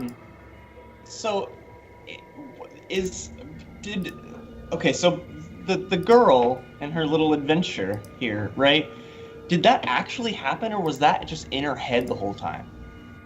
Because I interpreted it at the end of the movie, she gets killed. Let me check the Wikipedia entry. At the end of the movie, she gets killed, and she becomes like the princess of the kingdom or whatever. But it all seems to me like it's just in her head, and that it was just like it was cope. It was her just coping the whole time. I haven't seen it in like 14 years, so I don't remember enough to give you my ending analysis. Well, does anybody in the chat who has seen Pan's Labyrinth feel the same? In that it was that this guy wasn't. I remember kind of getting the vibe that she was like projecting this fantasy to deal with like this horrible reality that she was faced with, kind of like but it's like Coraline, like the the line blurs a little bit, the line blurs. B said no. I mean, I thought it was showing how she died because they don't show her dead in the very. Or don't they show her dead in the very, very beginning? They do. They show her dead in the very beginning of the movie, and then I don't remember that. At the very beginning of the movie, like literally, like it just shows her lying there, and she's bleeding like from like the nose, I think, and then the blood reverses, and then it kind of goes back in time. How did I get here? Yeah, but it's like been a really long time since I watched this. It's also worth noting if nobody, or if you haven't seen this in the chat and we've already spoiled it for you, and you still feel like watching it, it sounds like you've been the first scene though. It's extremely graphic. It's very violent. Surprisingly violent. Oh no, not yet, Whit. Not yet. I watched this movie during a kind of a dark period of my life. Where I plugged in my Xbox 360 to my tube TV, and that was like the only game like setup that I had at the time. Is that why it was a dark time? Yeah, probably. It was like in college, like my last year of college, I guess, or like maybe I don't know. I only did college for 3 years because I had like credits and summer classes and stuff, but probably my second year of college maybe. And I would just like take like 3 shots in rapid succession, like right before I'd start the movie, and then I would get really, really high, and then I would like if I didn't have any cigarettes, I would like search the ashtray for like cigarette butts, and I would like pinch out like the black part, and then I would roll cigarettes with like the good tobacco, you know, like between the black part and the filter, and make generational cigarettes. And then I would just smoke those throughout the movie. So a lot of the movies that I watched during that period, I don't really remember that well. Jesus Christ. Wow. Well, commence Oh, to Xbox jingle. 360. Pass out Disgusting. pretty during the movies. Well, anyway, I don't know. I just So wait, wanted to, hold on. So, I'm much better now. And if my parents are watching, I'm so sorry, but I'm much better. They haven't been watching since the GP episode. Oh God. Yeah, when Keith Googled the Grotesque porn. and really, this really brings it all back to one of the major themes of the show, which, of course, this man spent a year designing 2 Hobbit films, and all of that design work all that pre-production was thrown into the garbage. Because he was like, really? Because they couldn't get greenlit because there was a rights dispute between like MGM and whoever owned the rights to the Hobbit movies, and so they were just caught in pre-production forever, and they weren't getting greenlit, and none of the actors could sign on because the film didn't even exist yet, and they were just. But Guillermo del Toro was like in New Zealand working with Weta. Designing all the creatures and like working on the script. He has a script credit for the first 2, I think, at least Hobbit movies, as he was in the writing room with Fran and Philippa and all them. But eventually he was like, look, I'm going to make Pacific Rim because I don't think this movie's going to happen. And he walked away and made Pacific Rim, and then the rest of his career happens. And Peter Jackson only directed it because like the studio was going to be like, look, if there's no director, we're just gonna can this whole thing, and this movie is never gonna happen. And so Peter Jackson, like, begrudgingly was like, all right, I'll do it, but now we have to throw out all this stuff because it has to match my movies. Good Lord. And we need... You got Snyder, dude. Let's start with the triangles. We need triangles. on a dwarf cut. We need an obese dwarf, and we're gonna make tons of fat jokes. And then we also need... a comedy dwarf who fights with a slingshot and has, bangs like this and says, I'll give him one right up his Jackson. And it's like, dude, maybe if we start like a Twitter movement, like release the Del Toro cut. But it sucks. The studios will listen to us. There must be like an NDA or something, because like nowhere is there available any of the stuff that he had designed for that movie. Like the Mirkwood sequences, they had started building those sets, and they were like crazy colorful and like had weird, like all the trees had like neon colors and shit. And if you watch Mirkwood in the final film, they clearly just like graded all of that out and just desaturated it. You can even see when they're filming it in the behind the scenes footage that they're in like a crazy, colorful, like psychedelic forest. And they were like, no, we just need to make it dark and grimy and scary. It's like, oh, Pete. Hey, if Sony's bringing back their PlayStation 3 store, we can get the Del Toro Hobbit movie. It'll happen. They changed Sonic the Hedgehog. Get on Twitter in the movie, so that's true. Sound off. Get in you have the browser open right now. Draft a tweet for us live. This is the saddest thing about my PS4 getting stolen, is my PS4 had a copy of this shit on it. Dude. Wait, really? Yeah. Dude, those PS4s with PT installed on them sell for dummy amounts of money on eBay. I know, but they're probably just going to wipe the hard drive and not even know it's on there. Yeah, they'll probably know it's on there. Jesus. Why would you say that, Kevin? That's alright. I've played through it. I don't need to do it again. I have the memories, but I'm never going to be like, oh, if only I could be in that hallway. Well, no, I mean, honestly, sometimes I do feel that way, because, God, PT was amazing.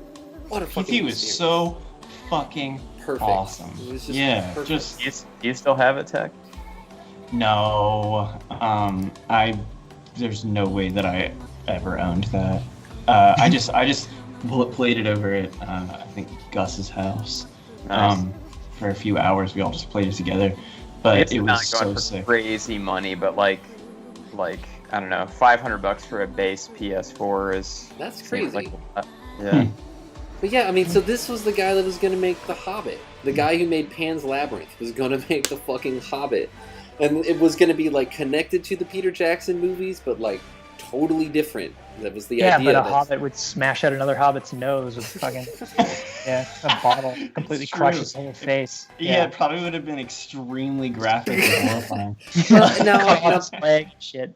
as we were discussing off air, you know, both Peter Jackson and Guillermo del Toro were both like slasher movie guys, more or less. You know, like Hellboy, you know, was like kind of a gory, weird. That movie was Dark surprising. Horse. Yeah. Is it gory? I don't know. I don't remember. What has Peter Jackson done that's slasher? So What's basically, Peter Jackson's everything that he favorite did film? before Lord of the Rings, he aspired to be a slasher movie maker. And Oh yeah, Dead Alive. Yeah, I think Forgot about Dead. I forgot that was Peter Jackson. It's crazy. I can't name a single other movie. Was it the Frighteners? Was that the video game? Something like that, though. Oh, the ads for that movie scared the shit out of me. It was spook. At the end, there's like a hell funnel with all of these arms, like berserk, like trying to like pull them into like a hell vortex. It was fucking scary. Is that the I don't like that. Frighteners? Is that what it was Bad called? Taste. Wow, yeah. Yeah, I forgot Bad about all these Taste. movies. Meet the Feebles was like his student film, which is just nothing but like massive like blood fountains and puppets being decapitated. Yeah, the Frighteners. Yeah, this was Peter Perfect for a Jackson kids franchise. Interesting. before Lord of the Rings. This is what he was up to. Doing Wow. some spooky stuff.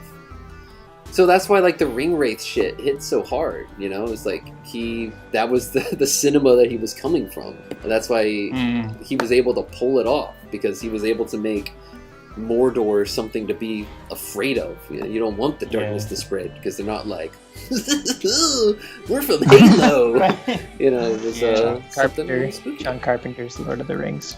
That would be sick, actually. It would be different. Just give me a trailer. That's all I need. It would be different. Anyway, so There you go. so there we go, Pan's Labyrinth, and we're right back where we started. Welcome to the Hobbit. You've been Hobbit. Well, I saw a movie called the Charlie Kaufman movie. Man on the Moon.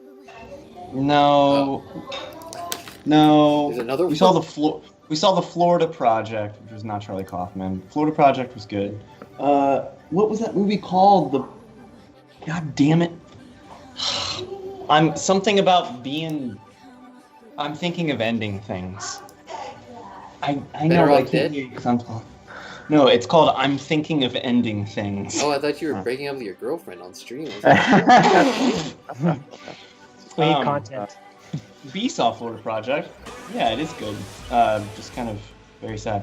But I'm Thinking of Ending Things is really fucking awesome. That movie rules. Strongly suggest seeing that if you feel like seeing a movie.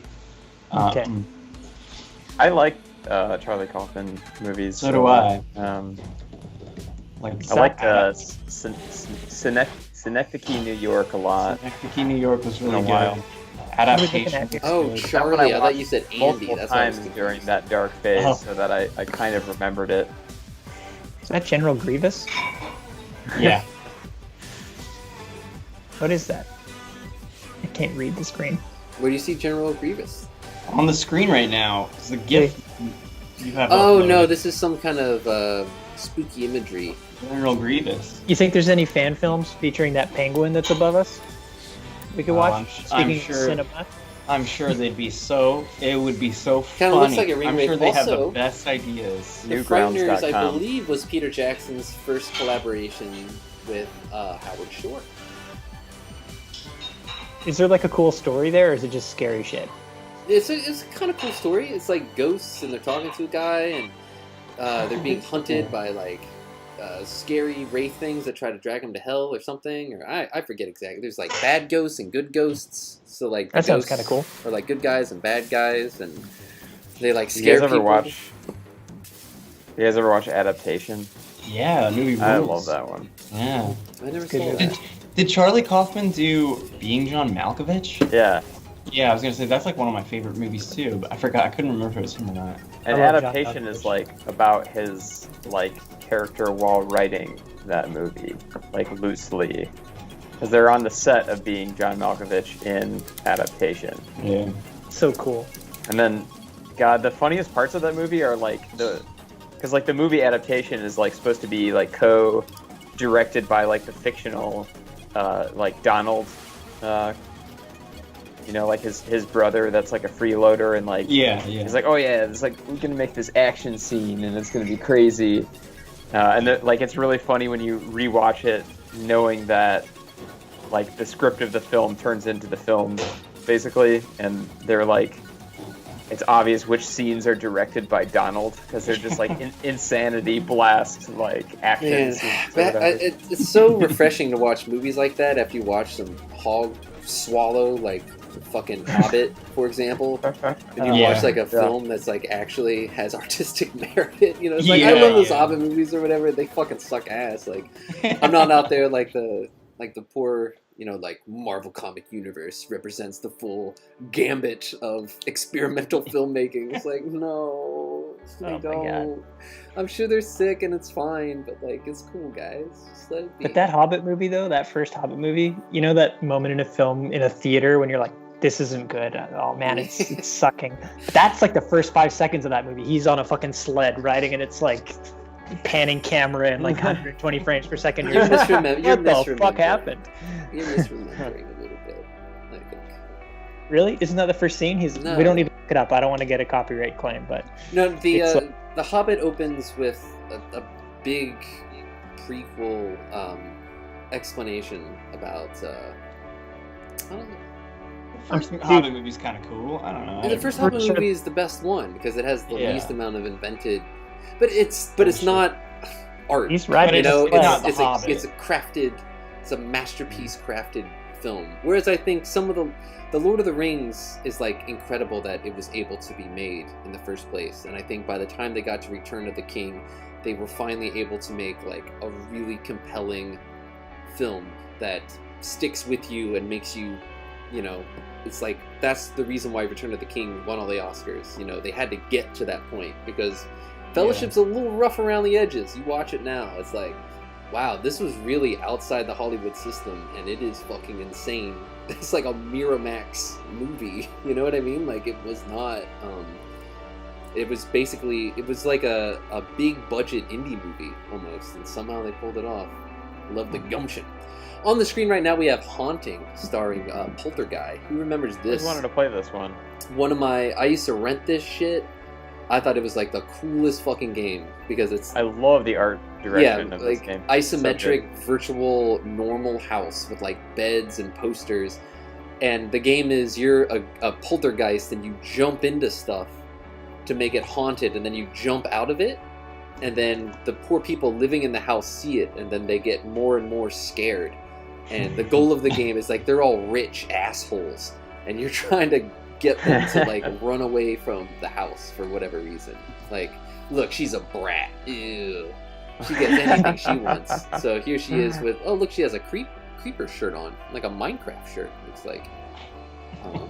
And so you hop in the couch, Wow. and then so as she approaches that love seat, oh, there comes the zombie thing and the slime. Uh-oh. Oh, don't go over there. Ooh, the man comes out of the floor. Whoa, it's me. It was difficult though, because if you didn't scare them enough, eventually you get sent to like this weird hell. Jesus. And that's the only part of the game you're not like invincible, and you have to collect droplets of slime. I don't know. It's a fun game. Good game. It had a weird game cart, if I remember correctly. Maybe I'm misremembering that. I just quickly watched the first few minutes of The Hobbit in a separate window, and it looked cool. It wasn't what I was saying. No, yeah, I'm sorry. There is sledding. You're thinking of Radagast and his rabbits. Yeah. Is that the first movie? It's at some point, I think. Yeah, it had one That of was these. the point in the movie where I was like, I'm not into this anymore. I think Poltergeist it was EA, so it had one of those taller cartridges with the yellow plastic tab on it. What does the tab do? I think EA basically did not want to pay the Sega's licensing fees, and they were just like, "Screw you! We're gonna make our own Genesis games." So if you look at the box of EA games, they don't really specify that. It's I remember it didn't have the branding. The Sega logo is nowhere on there. So this is not what mine looked like. This is not. I don't know. That's production bullshit. Yeah, this is what it actually looks like. I remember it. Weird. It does have the Sega seal of quality on it, though. Interesting. So it's not totally bootlegged, but who knows? Look at that couch with lips. That's fucking great. Licensed by Sega Enterprises. Maybe I'm thinking of something else. I know a lot of Tengen did. Yeah, I was gonna say Tengen for the NES. Yeah. They were just like, nah, we're not gonna pay your fee. We're just gonna make our own Nintendo games. Sick. God, look how fucking sick that is. Yeah. That is she is wearing a Minecraft shirt. Wow, that's awesome. It really looks like the Creeper. Check out the Micro Machines cartridge for Sega Genesis. I love that game. Made for 4-player support, and they put 2 controller ports in the cartridge itself. Whoa, I've never seen this. Isn't that crazy? That's fucking crazy. What the fuck? That's possible? I remember this game. It was sick. Yeah, there's a couple of games in that series. Wow.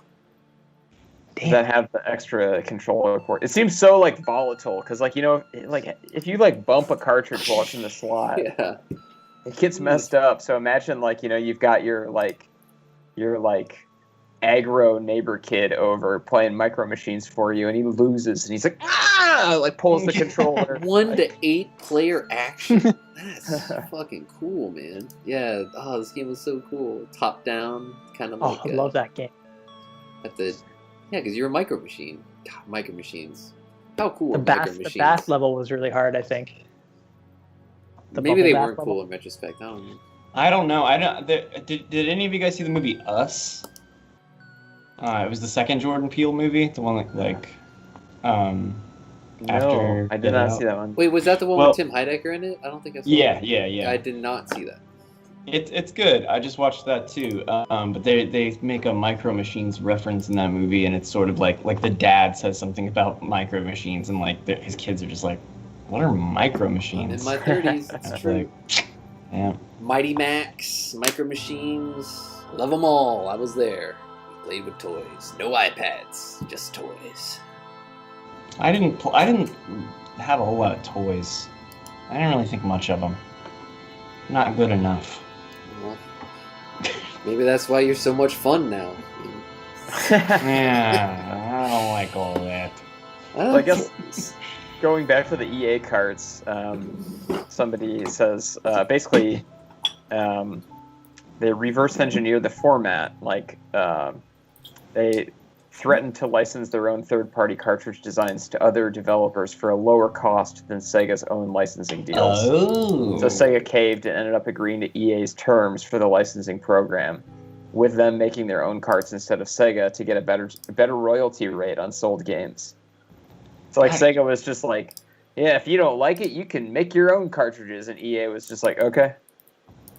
Yeah. They reverse engineered the Genesis cartridge design. I had this play set. It looked like a car battery, and then the car battery opened up, and it was a city with a police station and a suspension bridge and all kinds of cool stuff. Mighty Max. There's Micro Machines. Oh, nice. I actually opened up my desk drawer of the ages, and inside of it, I still have one Micro Machine. I don't know what happened to the rest of mine from my youth, but one survived, and it's a pretty cool one. There's a reason I saved it all these years.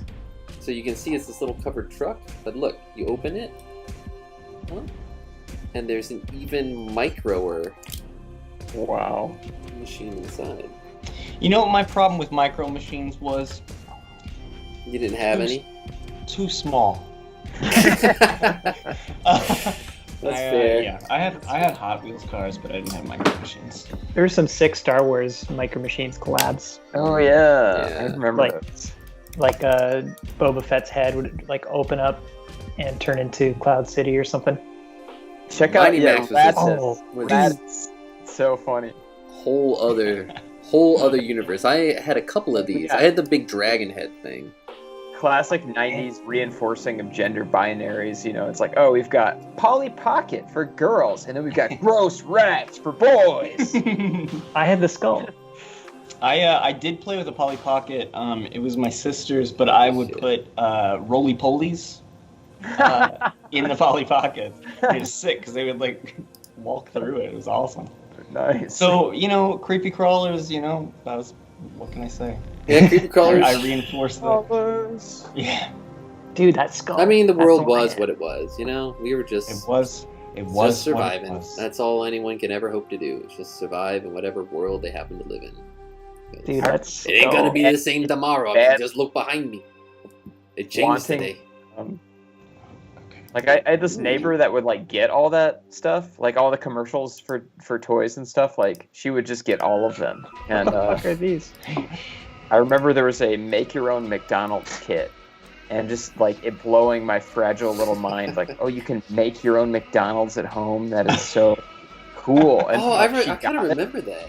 I And it kind was of remember like- that too. To You make could the fries, you get like Wonder Bread, and then you just Yeah. like press it in these like stamps, and it's just like Yeah. this isn't a fucking McDonald's fry.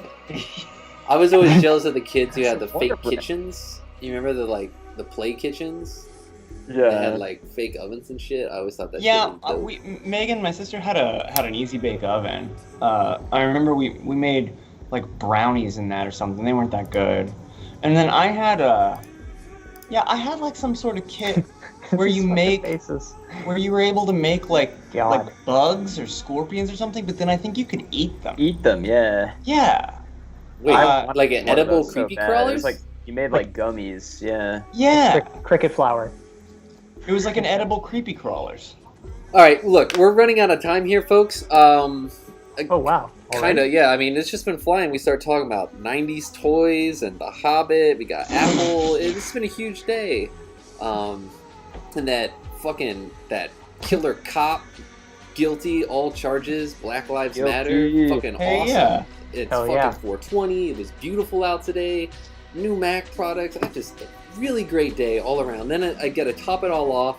I get to see all my friends. I got to sit here in a brown Linux distro from the early 2000s. It's like, could life get any better?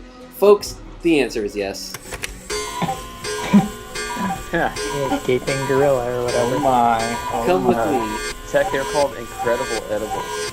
I got some of those 420. Dude, I don't get it. Whoa! Oh. Is our old pal Claris. She is back in full force. So here we are. The date is 4/20/2004. Oh, wow. This Linux distro, it's only been out for a few months. You're really excited Claire's about it. Cam. Now you're over here like, well, what's going on there? Oh, I'm sorry. That's a real-time running Ubuntu. Wow. This is it. We're here. Wow. Don't do Hey. drugs. Beeb? I can't Thank see you, the Zed. amount, but It's 420. If it says that, that's the 420. Oh, nice. Thank you. Only very, do very much. caffeine. Thank you very much for that. So here, yeah, if we go to applications, click on the foot here. So this is what came with Ubuntu stock. And so if you bought it off the shelf in 2004, because they were selling it in stores. Remember we watched that YouTube video of the poor girl who bought an Ubuntu laptop for college thinking it was a Windows laptop, and then found out that she wasn't able to use any of the software required for her classes. And they had a local news article about it, because it was like, Wow. did you know there are computers that don't run Windows? She didn't, and she got screwed. But it your comes child running Ubuntu. it comes with a pretty impressive suite of open source software. So right off the rip, you have OpenOffice, which of course Love is OpenOffice. drawing, math equations, it has presentation software, your spreadsheet, your word processor, and an HTML, hyper markup editor. What else do you need in 2004? This is perfect. I need to Need to do some word processing here. Nice. Ooh. It's funny because 2004, you think like, that wasn't like that long ago, but like it was a really long time ago. A fuckload of years, like a decade and a half. Yeah. And yeah, Whip Music says, I don't know how TF that would make local news, but like, I don't know, there was just a lot of inane stuff on local news before the like total proliferation of social networking. Like there was just all kinds of like dumb little shit that made the local news that... Yeah, it was always called like billboard material, or not billboard, but oh fucking, I can't remember the term. Human interest fluff. I mean, yeah, anyone it was remember just the shit that like went viral before like viral was a thing. Oh, like, yeah. Mobile Water elevator cooler. leprechaun. Who else seen the leprechaun? So, yeah. It wasn't like local. It was like something that would have been local news that then like blew up. Got on YouTube. Ubuntu, hell yeah. Nice, thank you. Thank you very much. Keep those 420 donations rolling. As you can see, we are very close to reaching our goal. We just need a couple $100 more bucks, and if there are 420 donations, I will do a dab rip live on stream.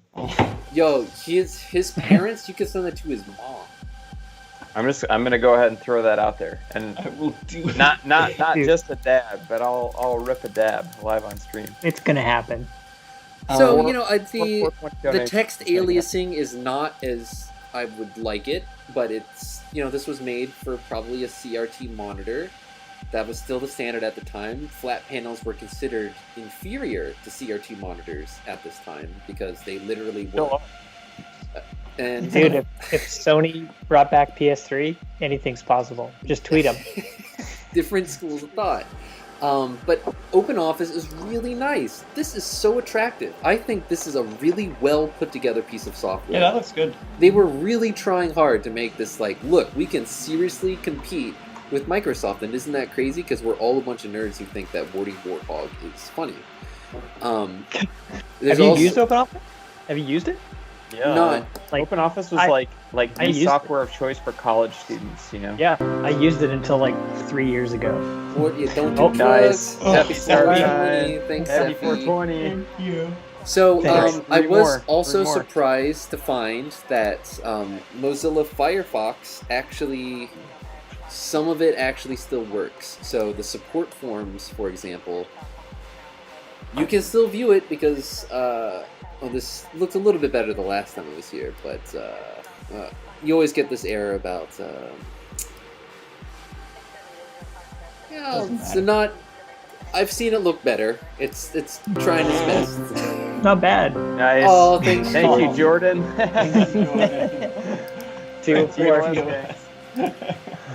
Hey, it's totally legal in Chicago, so I got a hall pass. That's true.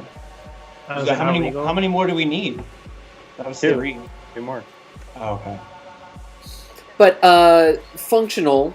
But I was unable to get a more modern version that can actually browse the web. Google searches do, of course, work because Google is just compatible with everything, and I do throw them props. So all right, I don't care about this anymore. Let's move on. Let's go ahead and get to the other thing now. There's a Desk Dynamic Shroud, and this is live in Ubuntu, which I think is Are you great. connected to the internet? Wait. Yeah, I'm connected to the internet. This is real, but you just have to accept the certificates individually as they come in, which is quite annoying. Dude, you're gonna get a virus here, man. Well, I'm on Google. It's fine. You're gonna get a dad joke virus. Oh my god. Dude, Gorilla's gonna get you. We of course can have you the pull up GIMP. fucking Spotify in Ubuntu now? Yeah, can you bring up Spotify on there? Yeah. The GIMP in GIMP 2.2, I think it was, which is I pretty think you exciting mean here. GNOME 2.2. And back in these days, they called it. Oh, Thank you. yeah. The number. The number. All right, one more. The weed number. One more donation, Well, we and need Kevin more than. will Oh, yes. dab rip live. More. He's getting ready, I can tell. Crapping it. Got this. Oh wow, this is sick. Wax. I haven't ripped a dab in, I don't know, like 3 Dude, weeks maybe. This looks cool. So yeah, GIMP looks really nice, and it's like all the tool sets kind of match between GIMP and OpenOffice. Love it. And then we have a full suite of incredible games, including Gnometris, which is just Gnometris. Oh, nice. There it is. Thank you All very right. much. Il Buente. God, I'm so sorry. I couldn't. Dude, you already hit the fucking bong already. Oh my god, thank you very much. Thank you.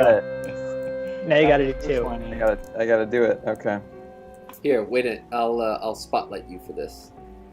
You're killing Kevin's productivity for the rest of the day. Dude, I'm taking a bath after this. I don't know. Perfect. All right. Yeah.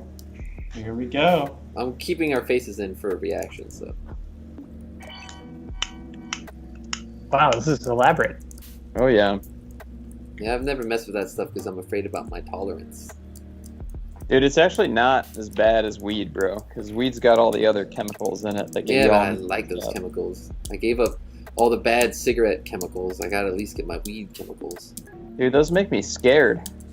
What, are you some kind of wimp? Yeah. I'm a scared wimp, man. What the fuck are you What is... He's welding. I'm doing a dab, bro. God, just do the weed. This is it. How long does this You gotta have a melting ritual phase? behind it. It has to be slightly complicated. Tech, do you not know my personality yet? God. This is IPS weed. There has to be some sort of a ritual.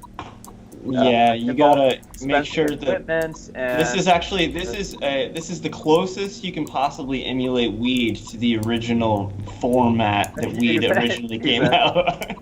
it's, Yeah, it was original strain real running on real buds.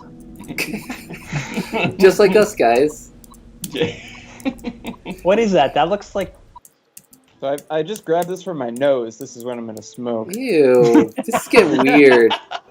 Just kidding. That's the weed. That's the weed. That's weed. While it's Kevin, just THC. while Kevin is dabbing, Mark and James, will you guys dab? Will you be my buds who dab with me? I also don't like that. You know who does is Yeti Glenn. Yeti Glenn likes to dab so much that I saw him You dab want to out of a server's arms. You want to just Mark and James want to bud dab? Anyone else you want to throw under the bus? Mark and James, you want to? There, that's all. Oh, James, you want to? I'm sorry, I was playing Gnometris over here. We're all dabbing buds. So this is like a like the Miley Cyrus album that Tech likes. This is called a banger. That's what this glass piece is here. So, all right. And so the different sizes are for like different. Oh, here we go. amounts? I think it's happening. Dude, I can fucking see it ripping you.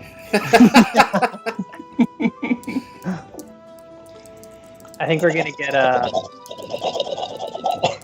copyright claim from Big Weed now. Dude, oh, smoke and toke. Sickest, fattest, kindest nugs. Oh my. Oh, hell yeah. Hell yeah, brothers. Thanks for the donations, y'all. We appreciate it. Thank you very much for the donations. We appreciate everything. Happy 420. Cheers. All right, look. We got fucking 12 minutes to All get right, the well then let's get goddamn through it. That was quite the performance. let's get through it. Let me just talk about Ubuntu for 100 hours. Well, and maybe then be like, it's come on, let's hurry. We've only been in Clara's cam for like 5 minutes, and that's my fault for talking about other things too much. But you know, I'm just teasing you. I don't give a rat's patookus. Look how hard we have live, real-time Linux I'm running. loving We it. have this surfing penguin with this beautiful looping Neo Gaia with the little dead guy. I mean, come on. I'm loving that penguin. I think he's fantastic. Jordan, copyright claim from Sublime. It's good. So yeah, that's it. There we go. That is. Is that really? What else we got? Oh, You don't even my want to fuck. know about this game. Let's see every other app on there before Yeah, we let's get see. to my Yeah, list. let's do that. Isn't that YouTunes? You get about an hour and 45 minutes of patience from me. And then if things don't start going my way, then I start losing. Well, that's why it's going to be so awesome when you're running your own episode of the Stream. Welcome to Dino Hour. Catch every Monday. I do that just for this reason. show. And then you get to come in here and reap all the rewards of our That's- hard work. And That's all right. if I want to play Gnome Robots, you can't Hey. stop me. And That's what this is?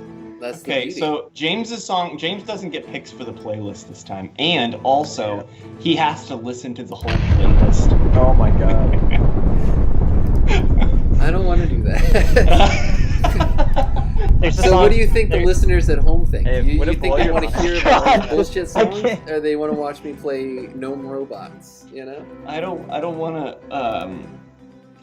do that. Everybody You know that- in the chat tweet at Sony to bring back Gnome Robots to the Ubuntu store. Riddle me this, Tech. Please. The Riddler, the Joker, the fucking clown A show, little bit of this, a little bit of that, bada the bing, bada jester, boom. the joke teller. The jest teller. Oh wait, The jest teller. Fucking Batman. Tech, are you going to relate our playlist picks to versions of this OS that have stupid Well, animal names? We might not only have I time for had that. We only time. have 9. James, why don't you just tell me about all the different versions of fucking Linux first, and then we'll do with that. Okay, let's start.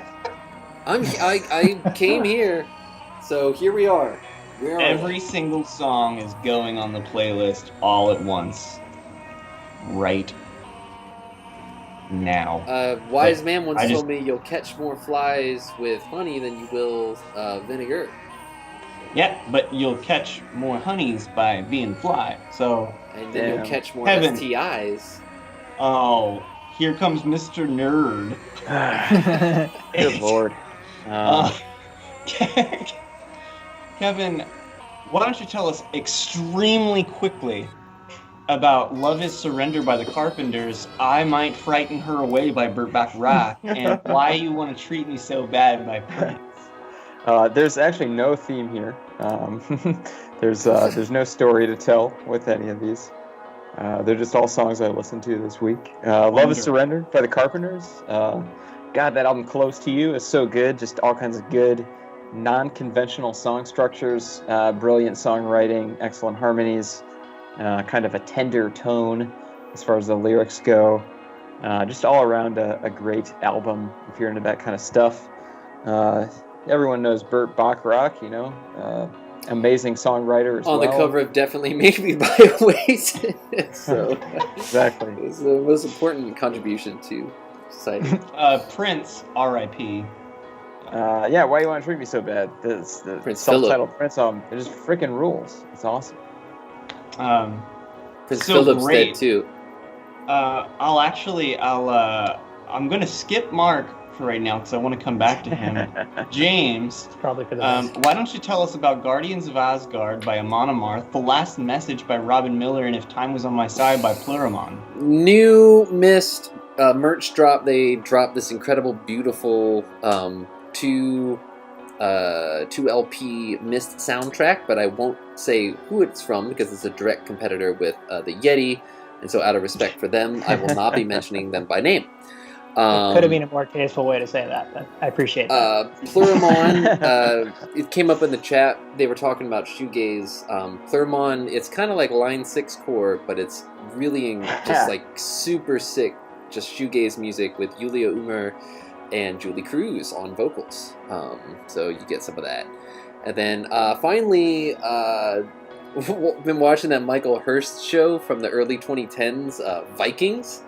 Michael Hurst, he's the guy who did The Tudors, so if you're into costumed history, as I am, it's just a great, everyone's betraying everyone, just very predictable show, but very awesome and fun if you're into Vikings, and that made me think of Amon Amarth, who are actually Vikings who have time traveled and make music. And that song in particular, Tech and I were both really into this band because you'll hear in it that they are incredibly harmonically competent, and where they take the chords of that song is not a place where many metalheads tread.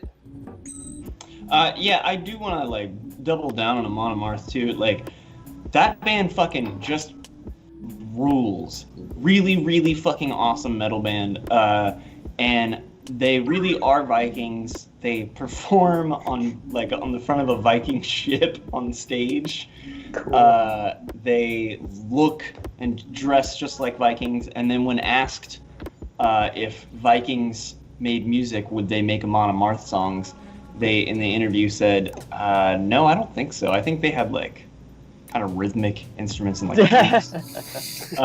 And it was like, yeah. Awesome. And they're named after the Sindarin name for Mount Doom. So they're all about Tolkien too. What's not to love? Listen to that song.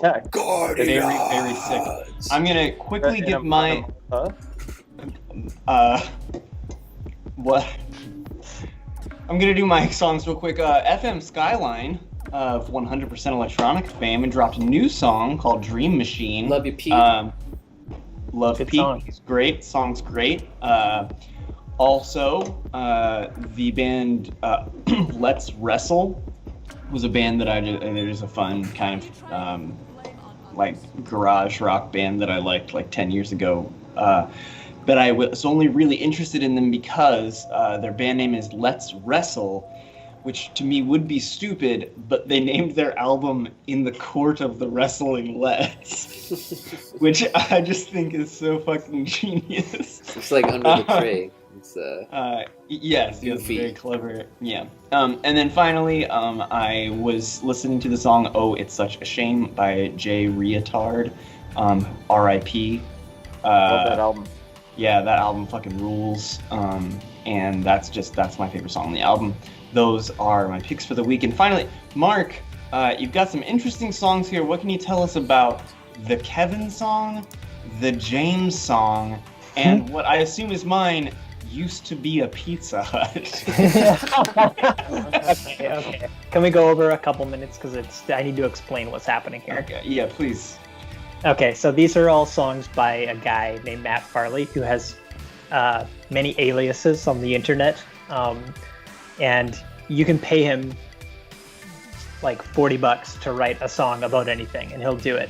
And he's written tens of thousands of songs. The song Used to Be a Pizza Hut was actually featured on Jimmy Fallon. He did a live performance of that, and he's written like maybe 100,000 songs at this point. One of his aliases here, which is it's like the guy who sings your name or something. He just went down the list of like a baby name book and just made songs about every single name, and he's got like no tech though, really? Volumes. I couldn't find tech, unfortunately. No tech. I had to sub you in for Used to Be a Pizza Hut. Oh, we gotta pay him $40. He's got, and that's actually by a different alias called Paparazzi and the Photogs. But he's got tons of like, he does birthday songs for every name. He's kind of trying to hack Spotify, and he's kind of doing it. Like this alias has like 10 or so thousand monthly listeners, but he recently did one that really broke the internet, which is all about poop, which I didn't put on here because I didn't want to piss you guys off too much. But yeah. Well, and now he's been playlisted by us, and I mean they're all just clamoring to get on this. So I mean the name thing, singing someone's name over and over again. James and Tech, and sorry Tech, not you, but Kevin. When I don't know the lyrics to a song, I usually sing "My Name Is James" just again and again. Sure, like when I do. You guys should check out this song. That's right up my alley. Is dim music here. If you like doing that, you're like, are you a Pokemon? Guy. You can only say your name, fucking idiot. But I gotta say, like his other alias. There's one that's called The Odd Fellow Who Sings About Poop, and there's another one called The Toilet Bowl Cleaners. Those ones are like up in the 200,000 monthly listener range now. Seems like it really struck a chord with people. But I don't blame this guy for trying to game the system. That's I PayPal'd him $40 to sing a song about adopting Dijon and having him join his forever home, and it's a great song. Oh. Yeah. Wow. So kind of just yells when he sings, but it's He just kind of so he doesn't make very good songs. Well, it's like just Listen. Here's the bottom line: those songs that he makes aren't good enough. I haven't heard them, but I can tell just from his whole spiel that they're not good enough for me, and I should start my own business that rivals his and show him how to do a good job. That would be incredible. Start singing about it's called. I'll just change. I'll do a moniker under the name of like better than the other guy. Better than the other guy. That's our motto. That's our motto. I kind of like it. I like it. It's honest, and it makes a good point. So, everyone, I hope that you found that worth cutting away from live Ubuntu. So that we got to look at Spotify and talk about those songs. But don't worry, because I've decided to extend the episode. We're going back into the Claris cam